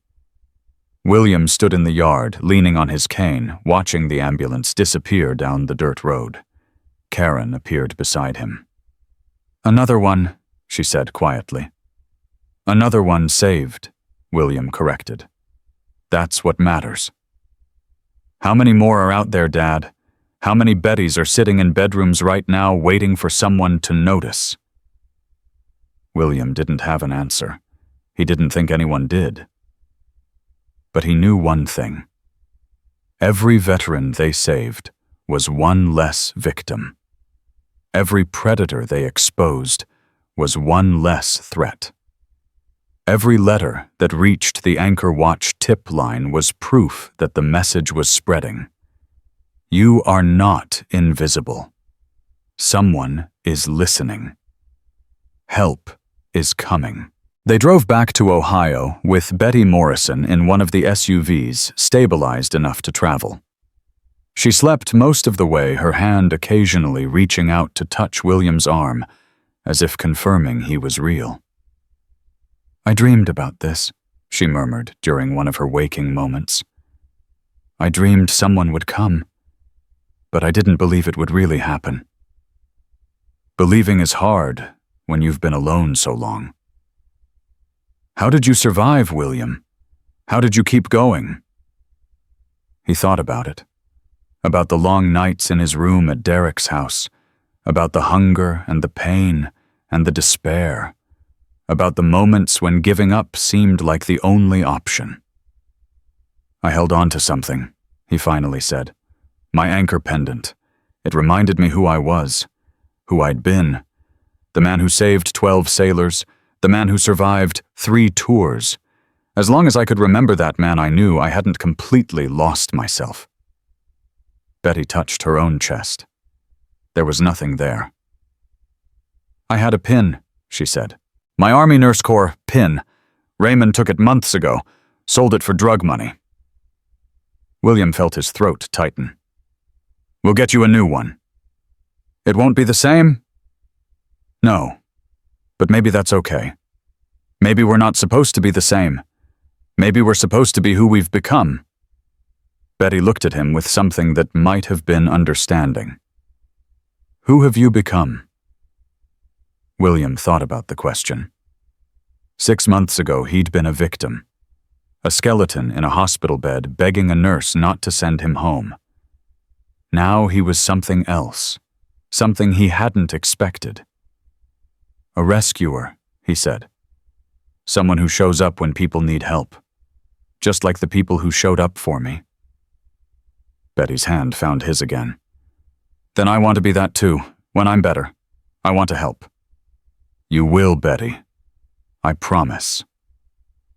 3 months later, Betty Morrison walked into the common room at Sailor's Rest under her own power.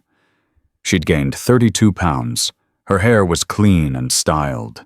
Her eyes were clear. And pinned to her collar was a brand new Army Nurse Corps pin purchased by Gator and presented to her in a ceremony attended by every resident of Sailor's Rest. "Looking good, Lieutenant," William said. She'd been a first lieutenant when she retired. The title still fit. "Feeling good, Chief?" She'd taken to calling him by his rank. It felt right between them. The common room was crowded. 53 veterans now called Sailor's Rest home. Some had been there since the beginning. Others were recent arrivals rescued from situations similar to William's and Betty's. Every one of them had a story. Every one of them had survived. Wire approached with her tablet. "Chief, we've got something you need to see." She handed him the device. On the screen was a news article. "House passes. Crawford Act. Landmark legislation strengthens protections for elderly veterans." William's hands trembled as he read. The Crawford Act. Named for him. Legislation he'd testified for before a congressional committee 3 months earlier. "They passed it?" he breathed. They actually passed it. Karen appeared at his side, reading over his shoulder. "Dad, this is huge. Mandatory reporting for VA pharmacies, funding for veteran advocacy programs, enhanced penalties for financial exploitation. This changes everything." "It changes some things," William said. "Not everything. There will still be predators. There will still be victims. But maybe now more of them will be caught. More victims will be saved." Chaplin raised a glass from across the room. "To Chief William Crawford, the man who wouldn't stay invisible." 50 voices echoed the toast. William felt tears on his cheeks. He didn't try to hide them. "This isn't about me," he said. "This is about everyone in this room, everyone who survived, everyone who fought back, everyone who refused to give up even when giving up seemed like the only option." He raised his own glass. "And it's about everyone who answered when we called. The nurses who asked questions, the bikers who rode through the night, the social workers who did their jobs, the families who dropped everything to help. This legislation passes because ordinary people did extraordinary things." He looked around the room. At Betty Morrison, in her army pin. At Gator, his oldest friend, who had never left his side since that night in the hospital. At Karen, who had flown across the country and never looked back. At Chaplin and Marcus, and Wire and Patricia, and dozens of others who had become family. "We're not done," William said. "We'll never be done. But today we celebrate what we've accomplished. Today we honor the veterans who didn't make it. Dorothy Jennings, Samuel Park, Robert Chen, all the others who died, invisible, waiting for help that never came." His voice strengthened. "Their memory is our mission. Every veteran we save is a debt we pay. Every predator we expose is justice for those who never got it. We are Anchor Watch, and we don't abandon our own." The applause that followed shook the walls. Later that night, William sat alone on the porch of Sailor's Rest. The stars were bright over Cleveland. The air was warm. Summer had arrived while he wasn't paying attention. Footsteps approached. Gator lowered himself into the chair beside William. "You did good today, Billy." "We did good. You know what I keep thinking about that speech you gave? About paying debts to the ones who didn't make it." "What about it?" Gator was quiet for a moment. "I still think about your memorial service, the one I went to while you were still alive. I still feel guilty for not checking. Gator, we've been over this. It wasn't your fault." "I know, but that's not what I'm trying to say." Gator turned to face him. "What I'm trying to say is that I'm glad I got a second chance. I'm glad I got to know you again. I'm glad we're sitting here on this porch, 2 old sailors who should be dead but aren't." William smiled. "We're too stubborn to die." "Damn right we are." They sat in comfortable silence, watching the stars. "What happens now?" Gator asked. Now we keep going. There's a letter on my desk from a veteran in Missouri. His daughter thinks something's wrong. We're sending a team next week." "You going, if Patricia clears me?" Gator laughed. "You know she won't." "Then I'll go anyway and apologize later." More silence. Then Gator spoke again. "Billy, I need to tell you something. I've been thinking about this for a while, and I finally made a decision." What decision? I'm moving to Cleveland. Permanently. I already talked to Chaplin about finding me a place at Sailor's Rest. William turned to look at his old friend. You don't have to do that. You have a life in Virginia. I had a life in Virginia. An apartment. A TV. Nobody who needed me. Gator shook his head. When I came here for your trial, I found something I'd been missing for 40 years. A mission. A brotherhood. A reason to get up in the morning. Anchor Watch. You. Anchor Watch is important, but you're the reason I'm staying. I let you down once by believing you were gone. I won't let you down again. William felt his throat tighten. Gator, don't get sentimental on me, Navy. I'm just saying I want to be here, for whatever time we've got left. William extended his hand. Gator took it. Then welcome home, brother. Karen found them there an hour later, two old men asleep in their chairs, hands still clasped the stars wheeling overhead. She didn't wake them. She just pulled a blanket over her father's shoulders and went inside, grateful beyond words for every day she still had with him.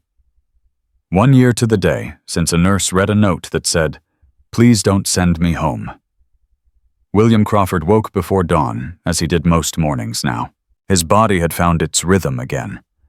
168 pounds of muscle and bone and stubborn determination. Gator was already in the kitchen when William came downstairs. Couldn't sleep either. William shook his head. Too much going on in my head. Nervous about today. Maybe. Or maybe I'm just trying to figure out what to say. Today was the anniversary gathering. 300 people were expected at Sailor's Rest. Veterans, bikers, nurses, social workers, politicians, families of victims. A celebration of what had been built. A memorial for those who hadn't made it. And William was supposed to give a speech. You've given speeches before, Gator said, pouring coffee. Congressional testimony, news interviews, that thing at the VA last month. This is different. This is for us, for everyone who was part of this from the beginning. Then speak from the heart. That's what you always do. William took the coffee mug. His hands didn't shake anymore. Another small victory. Gator, do you remember what you said to me that first night when you walked into my hospital room and saw me alive? I said I'd given a eulogy for you while you were still breathing. And what did I say? Gator smiled. You said, you're here now. That's what matters. I believed that. I still believe it. But today I need to say something bigger. Something that honors everyone who showed up. Not just for me, but for all of us. Karen appeared in the doorway, already dressed for the day. Dad, you need to see this. She held up her phone. On the screen was a news alert. Anchor Watch reaches milestone 100 veterans rescued in first year. William read the headline twice. 100, he breathed. We've saved 100 people. Actually 103 as of last night, Karen said. Wire just updated the database. 3 more rescues in Pennsylvania this week. 103 veterans pulled from abusive situations. 103 people who had been invisible, forgotten, exploited. 103 lives saved. William thought about Derek's words at sentencing. You'll be dead before I get out. This doesn't matter. It mattered. Every single rescue mattered. There's something else, Karen said. Wire found something this morning. Something important. What? A pattern. In the data she's been collecting on predators, she thinks there might be a network. William set down his coffee. A network, multiple predators, working together, sharing information about vulnerable veterans. She's been tracking financial connections between Derek and 3 other convicted abusers. They might have been communicating, coordinating their targets. The news hit William like a punch to the gut. All this time he'd thought Derek was a lone wolf, a single predator operating in isolation. What if he was wrong? How certain is she? Certain enough to bring it to the FBI. She's meeting with them tomorrow. William looked at Gator, then at Karen. This changes everything. I know, Dad. But today isn't about that. Today is about celebrating what we've accomplished.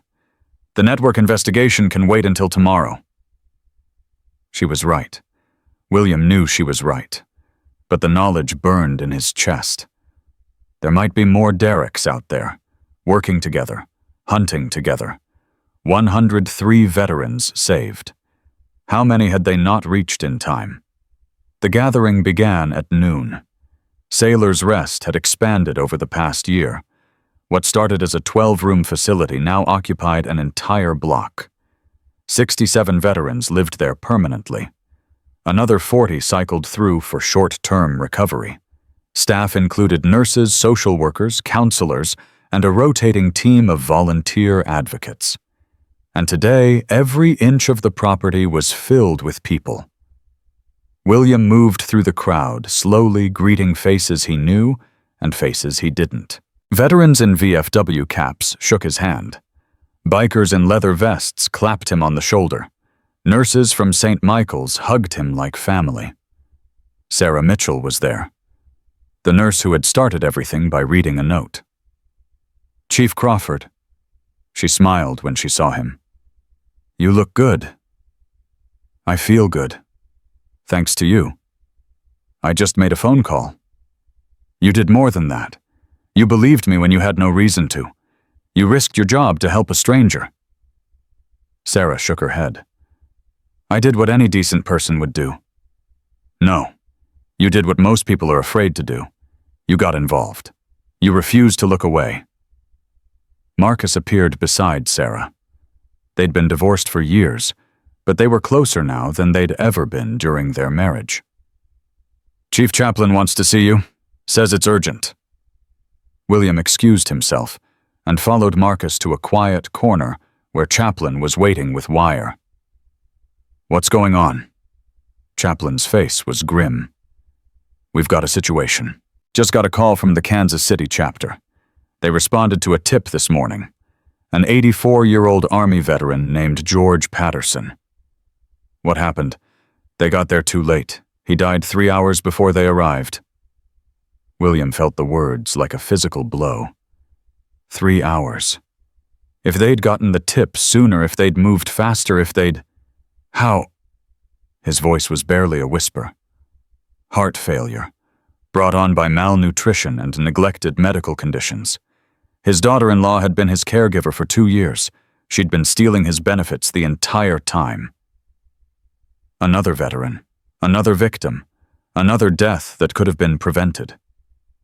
We can't save everyone, Chaplain said quietly. I know that's not what you want to hear, but it's the truth. We should have found him sooner. We found 103 people in time, 103 chief. That's not failure. That's a miracle. It doesn't feel like a miracle right now. Wire stepped forward. Chief, there's something else. Something that might help. What? I've been analyzing the data from every case we've handled, looking for patterns, ways to identify at-risk veterans before things get critical. She pulled out her tablet. I think I've found something. She showed him a chart filled with variables and correlations. Pharmacy pickup patterns, she explained. When an elderly veteran suddenly stops filling prescriptions, it's almost always a red flag. Either they're being denied access to medication, or they're being exploited by someone who doesn't care about their health. The Crawford Act addresses that. Yes, but implementation has been slow. Only 30% of VA pharmacies have activated the reporting system. I want to propose something. A real-time alert network. When a veteran's prescription pickup pattern changes, we get notified automatically. We can reach out before things get bad. Can you build that? I've already built the prototype. I just need funding to scale it. William looked at her with something like hope. How much? $200,000 for the first year. After that, we can apply for federal grants. Where do we find $200,000? Chaplain smiled. Chief, you're about to give a speech to 300 people. Some of them are very wealthy. Some of them have been waiting for a chance to help. All you have to do is ask." William nodded slowly. George Patterson was gone. They couldn't save him. But maybe they could save the next George Patterson, and the one after that. "All right, I'll ask." The speech was scheduled for 3 o'clock. By 2:30, the crowd had grown beyond expectations. 400 people now filled the grounds of Sailor's Rest. News cameras lined the perimeter. A congresswoman had arrived with her staff. The governor had sent a representative. William stood backstage with Karen reviewing his notes. But the notes felt wrong now. Too polished. Too prepared. "Throw them away," Karen said as if reading his mind. "What? The notes? Throw them away. You don't need them." "I've been working on this speech for weeks." "I know. And it's a good speech. But it's not the right speech. Not after what you learned today." William looked at the papers in his hands. Pages of carefully crafted words about triumph and hope and the power of community. He thought about George Patterson dead 3 hours before help arrived. He thought about the network Wire had discovered predators working together to hunt veterans. He thought about the 103 people they'd saved and the unknown number they'd missed. Karen was right. The prepared speech wasn't enough. He crumpled the pages and dropped them in the trash. "Okay, from the heart." Betty Morrison found him as he was about to walk on stage. "William, wait." She was wearing her Army Nurse Corps pin, the new one that Gator had given her. But today she had something else in her hand. "I want you to have this." She pressed a small object into his palm. William looked down. It was her original pin, the one Raymond had stolen, the one she'd thought was lost forever. "Wire tracked it down," Betty explained. "The pawn shop in Harlan County still had it. Chaplin sent someone to buy it back." "Betty, this is yours. I can't take this." "I know it's mine. That's why I want you to have it. You gave me back my life, William. You gave me back my dignity. I want you to carry a piece of my service with you the way you carry your anchor." William's eyes burned. "I don't know what to say." "You don't have to say anything. Just wear it. And remember that you're not alone. None of us are alone anymore." She pinned it to his jacket right next to his anchor pendant. Army and Navy. 2 branches, 1 mission. "Now go out there and tell them who we are." The applause when William took the stage was overwhelming. 400 people on their feet. Cheering, clapping, some crying. Veterans with their fists raised. Bikers with their hands over their hearts. William stood at the microphone and waited for the noise to fade. When it finally did, he spoke. "1 year ago today, I wrote 4 words on a grocery receipt. Please don't send me home. I was 81 years old. I weighed 109 pounds. I had cigarette burns on my arms and fear in my heart. I thought I was going to die invisible, forgotten by everyone who had ever loved me." He paused. I was wrong. Another wave of applause. He let it wash over him. I was wrong because of a nurse named Sarah Mitchell, who read my note and believed me. I was wrong because of a biker named Marcus Mitchell, who answered a phone call at midnight and didn't hesitate. I was wrong because of a man named Chaplin, who mobilized 300 brothers to stand guard over a stranger. I was wrong because ordinary people did extraordinary things. He looked out at the crowd, at Gator in the front row, at Karen beside him, at Betty, at Harold Jennings, at Sarah, and Marcus, and Wire, and Patricia, and all the others. But I didn't come here today to talk about me. I came here to talk about us, about what we've built together, about what we've accomplished, and about what we still have to do. He touched Betty's pin on his jacket. This morning, I learned that a veteran named George Patterson died in Kansas City. He was 84 years old. Army. Served in Korea. He died of heart failure brought on by malnutrition and neglected medical conditions. He died invisible and alone. And he died 3 hours before our brothers reached his house. The crowd went silent. We saved 103 veterans this year. 103 people who would have died if not for Anchor Watch. That's a miracle. I believe that with everything I am. But George Patterson is not part of that miracle.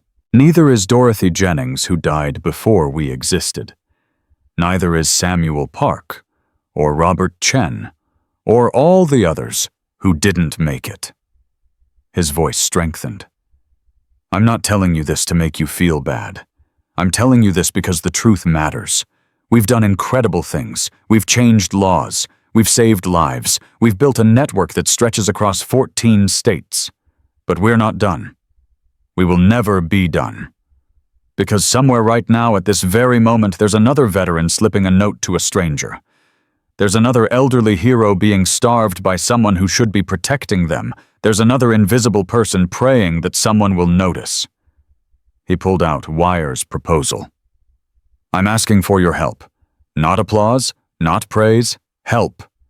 We need $200,000 to build a system that can identify at-risk veterans before they become victims. We need volunteers in every state to staff tip lines and respond to alerts. We need families to check on their loved ones even when it's inconvenient, even when they're busy, even when someone tells them everything is fine. He looked directly at the cameras. And I'm asking everyone watching this to pay attention. Look at your neighbors. Look at your parents and grandparents. Look at the veterans in your life. Are they losing weight? Are they isolated? Are they afraid? If something feels wrong, it probably is. Ask the hard questions. Make the uncomfortable phone call. Refuse to accept that someone else will handle it. His hand found his anchor pendant. I wore this pendant through 3 tours in Vietnam. I wore it when I saved 12 men from a burning ship. I wore it through 26 years of service and every day of my retirement. And I'm still wearing it because it reminds me who I am, not who I was, who I am. He lifted his head high. I am Chief Petty Officer William Raymond Crawford, United States Navy, retired. I am a survivor of elder abuse. I am the founder of Anchor Watch. And I am a man who will never stop fighting for people who can't fight for themselves. His voice dropped to something intimate, personal. If you're watching this and you're suffering, I need you to hear me. You are not invisible. You are not forgotten. You are not alone. Reach out. Write a note. Make a call. Tell someone. We are coming for you. It might take time. It might be hard. But we are coming. He straightened to his full height. And if you're watching this, and you're the one causing the suffering, hear me too. We know you're out there. We know what you do. We know how you operate. And we are hunting you. Every day our network gets stronger. Every day we get better at finding victims before you finish with them. Every day the walls close in a little tighter. His eyes found the camera. Derek Crawford is serving 25 years for what he did to me. Raymond Morrison is serving 15 years for what he did to Betty. And there will be more. Because we don't forget. We don't forgive predators. And we don't stop. He let the silence hang for a moment. 1 year ago, I asked a nurse not to send me home. Today, I'm asking all of you to help me make sure no veteran ever has to ask that question again. Together, we are Anchor Watch. Together, we protect our own. Together, we make the invisible visible. He raised his hand to his forehead in a crisp salute. To all who served, to all who suffer, to all who refuse to look away. Thank you. The applause that followed lasted 7 full minutes. By the end of the evening, Anchor Watch had raised $412,000. Enough for Wire's early warning system. Enough for expansion into 10 new states. Enough to hire full-time staff. Enough to save more lives. Congresswoman Maria Santos announced that she would introduce additional legislation expanding the Crawford Act's reach. The governor's representative pledged state funding for veteran protection programs. 3 corporations committed to ongoing support. But the moment that would stay with William forever came after the speeches were done, after the crowds had thinned, after the cameras had left. He was sitting on the porch of Sailor's Rest, watching the sunset, when a young man approached. Maybe 30 years old. Thin, nervous, wearing a Marine Corps t-shirt. "Chief Crawford, I'm sorry to bother you." "You're not bothering me. What's your name, son?" "Jason. Jason Martinez. I was watching your speech, on my phone, at the VA hospital." William straightened. "Are you okay?" "I am now. Because of you." Jason sat down heavily on the steps. "I did 2 tours in Afghanistan. IED took out my Humvee. Killed 3 of my buddies. I've been struggling ever since.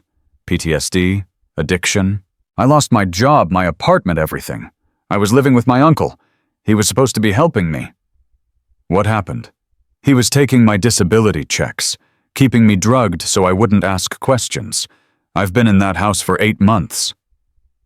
Jason's voice broke. "I didn't even know what day it was until last week." William's heart clenched. Another victim. Another predator. Another invisible veteran. "How did you get out?" "My girlfriend. She got suspicious when she couldn't reach me. She remembered your story from the news. She called Anchor Watch. Your people came yesterday. They got me out. They brought me to the VA." Jason looked up at William with tears in his eyes. "You saved my life, Chief. You and everyone in that network. I just wanted you to know that. I wanted to thank you." William reached out and gripped Jason's shoulder. "You saved yourself, son. You survived. That's what matters. I don't know what to do now. I don't know who I am anymore." And William understood that feeling. He understood it completely. "You're a Marine. That never changes. And you're a survivor. That's who you are now. What you do with that is up to you." "What did you do?" William smiled. "I found a mission. People who needed help. A reason to get up in the morning. When you're ready, if you want, there's a place for you here. Anchor Watch always needs people who understand what it's like to be invisible." Jason wiped his eyes. "You'd want me after everything. I'd be honored to have you. We all would." Jason stood up, straightened his shoulders, and snapped a salute. "Thank you, Chief. Semper Fi." William returned the salute. "Anchors away, Marine." He watched Jason walk away into the evening. Karen appeared a few minutes later with 2 cups of coffee. Another one saved." She sat down beside him. "Dad, do you ever wonder what would have happened if Sarah hadn't read your note every day? Does it scare you?" "It used to. Now it reminds me why we do this. Every veteran we save is a note that got read. Every life we protect is a phone call that got made. Every rescue is proof that people aren't as selfish as we sometimes think." Karen leaned her head on his shoulder. "I'm proud of you, Dad. I'm proud of us. All of us." They sat together as the stars came out. 1 year since a note on a grocery receipt. 103 veterans saved. 14 states with active Anchor Watch chapters. Thousands of volunteers. Millions of dollars raised. And one old sailor who refused to be invisible. Gator found them there an hour later. "Billy, there's someone on the phone for you. Says her name is Margaret Sullivan's daughter. From the Arizona case. Margaret Sullivan? She died before Derek was even arrested. I know. Her daughter wants to talk to you anyway. Says she has something important to tell you. William took the phone. This is William Crawford, and a woman's voice tight with emotion. Chief Crawford, my name is Linda Sullivan. My mother was one of Derek Crawford's victims. She died 4 years ago. I know. I'm so sorry for your loss. Thank you. But that's not why I'm calling. Linda took a shaky breath. I watched your speech today. Every word. And I need you to know something. When my mother died, I blamed myself. I thought I should have seen the signs. I thought I should have checked on her more often. I've been carrying that guilt for 4 years. You couldn't have known. That's what I'm calling to say. You're right. I couldn't have known. But now, because of you, other people can know. Other families can see the signs. Other victims can reach out. You turned my mother's death into something meaningful. You made sure she didn't die for nothing. William felt tears on his cheeks. Your mother was a hero, Air Force, 20 years of service. She deserved better than what happened to her. She did. They all did. But because of Anchor Watch, because of you, maybe fewer people will have to go through what she went through, what you went through. That's the mission. I know. And I want to be part of it. I want to volunteer. I want to help other families spot the signs before it's too late. Is there room for someone like me? There's always room. Always. Thank you, Chief Crawford. Thank you for not letting my mother be forgotten. The line went dead. William handed the phone back to Gator. Another volunteer, another family member who found purpose in pain. William looked at his anchor pendant, then at Betty's army pin. That's how we grow Gator, one person at a time, one story at a time, one life at a time. Gator nodded. So what happens tomorrow? Tomorrow, Wire meets with the FBI about the Predator Network. Tomorrow we launch the early warning system. Tomorrow we keep fighting. And the day after that, same thing, and the day after that, and every day until I can't fight anymore. And when that day comes, William smiled, then you take over, then Karen takes over, then Jason and Betty and everyone else who survived takes over. The mission doesn't end with me. It can't. Because there will always be veterans who need help. There will always be predators who need stopping. There will always be invisible people waiting for someone to see them. He stood up, his cane solid in his hand. I wrote 4 words on a receipt. Please don't send me home. Those 4 words changed my life. They changed hundreds of lives. They created something that will outlast all of us. He looked at Gator, at Karen, at the lights of Sailor's Rest glowing in the darkness. That's the legacy. Not me, not my story. The truth that one voice can start an avalanche, one nurse who pays attention, one phone call at midnight, one convoy of bikers who refuse to let a veteran suffer alone. That's what we pass on. That's what matters. Karen hugged him. Gator gripped his hand.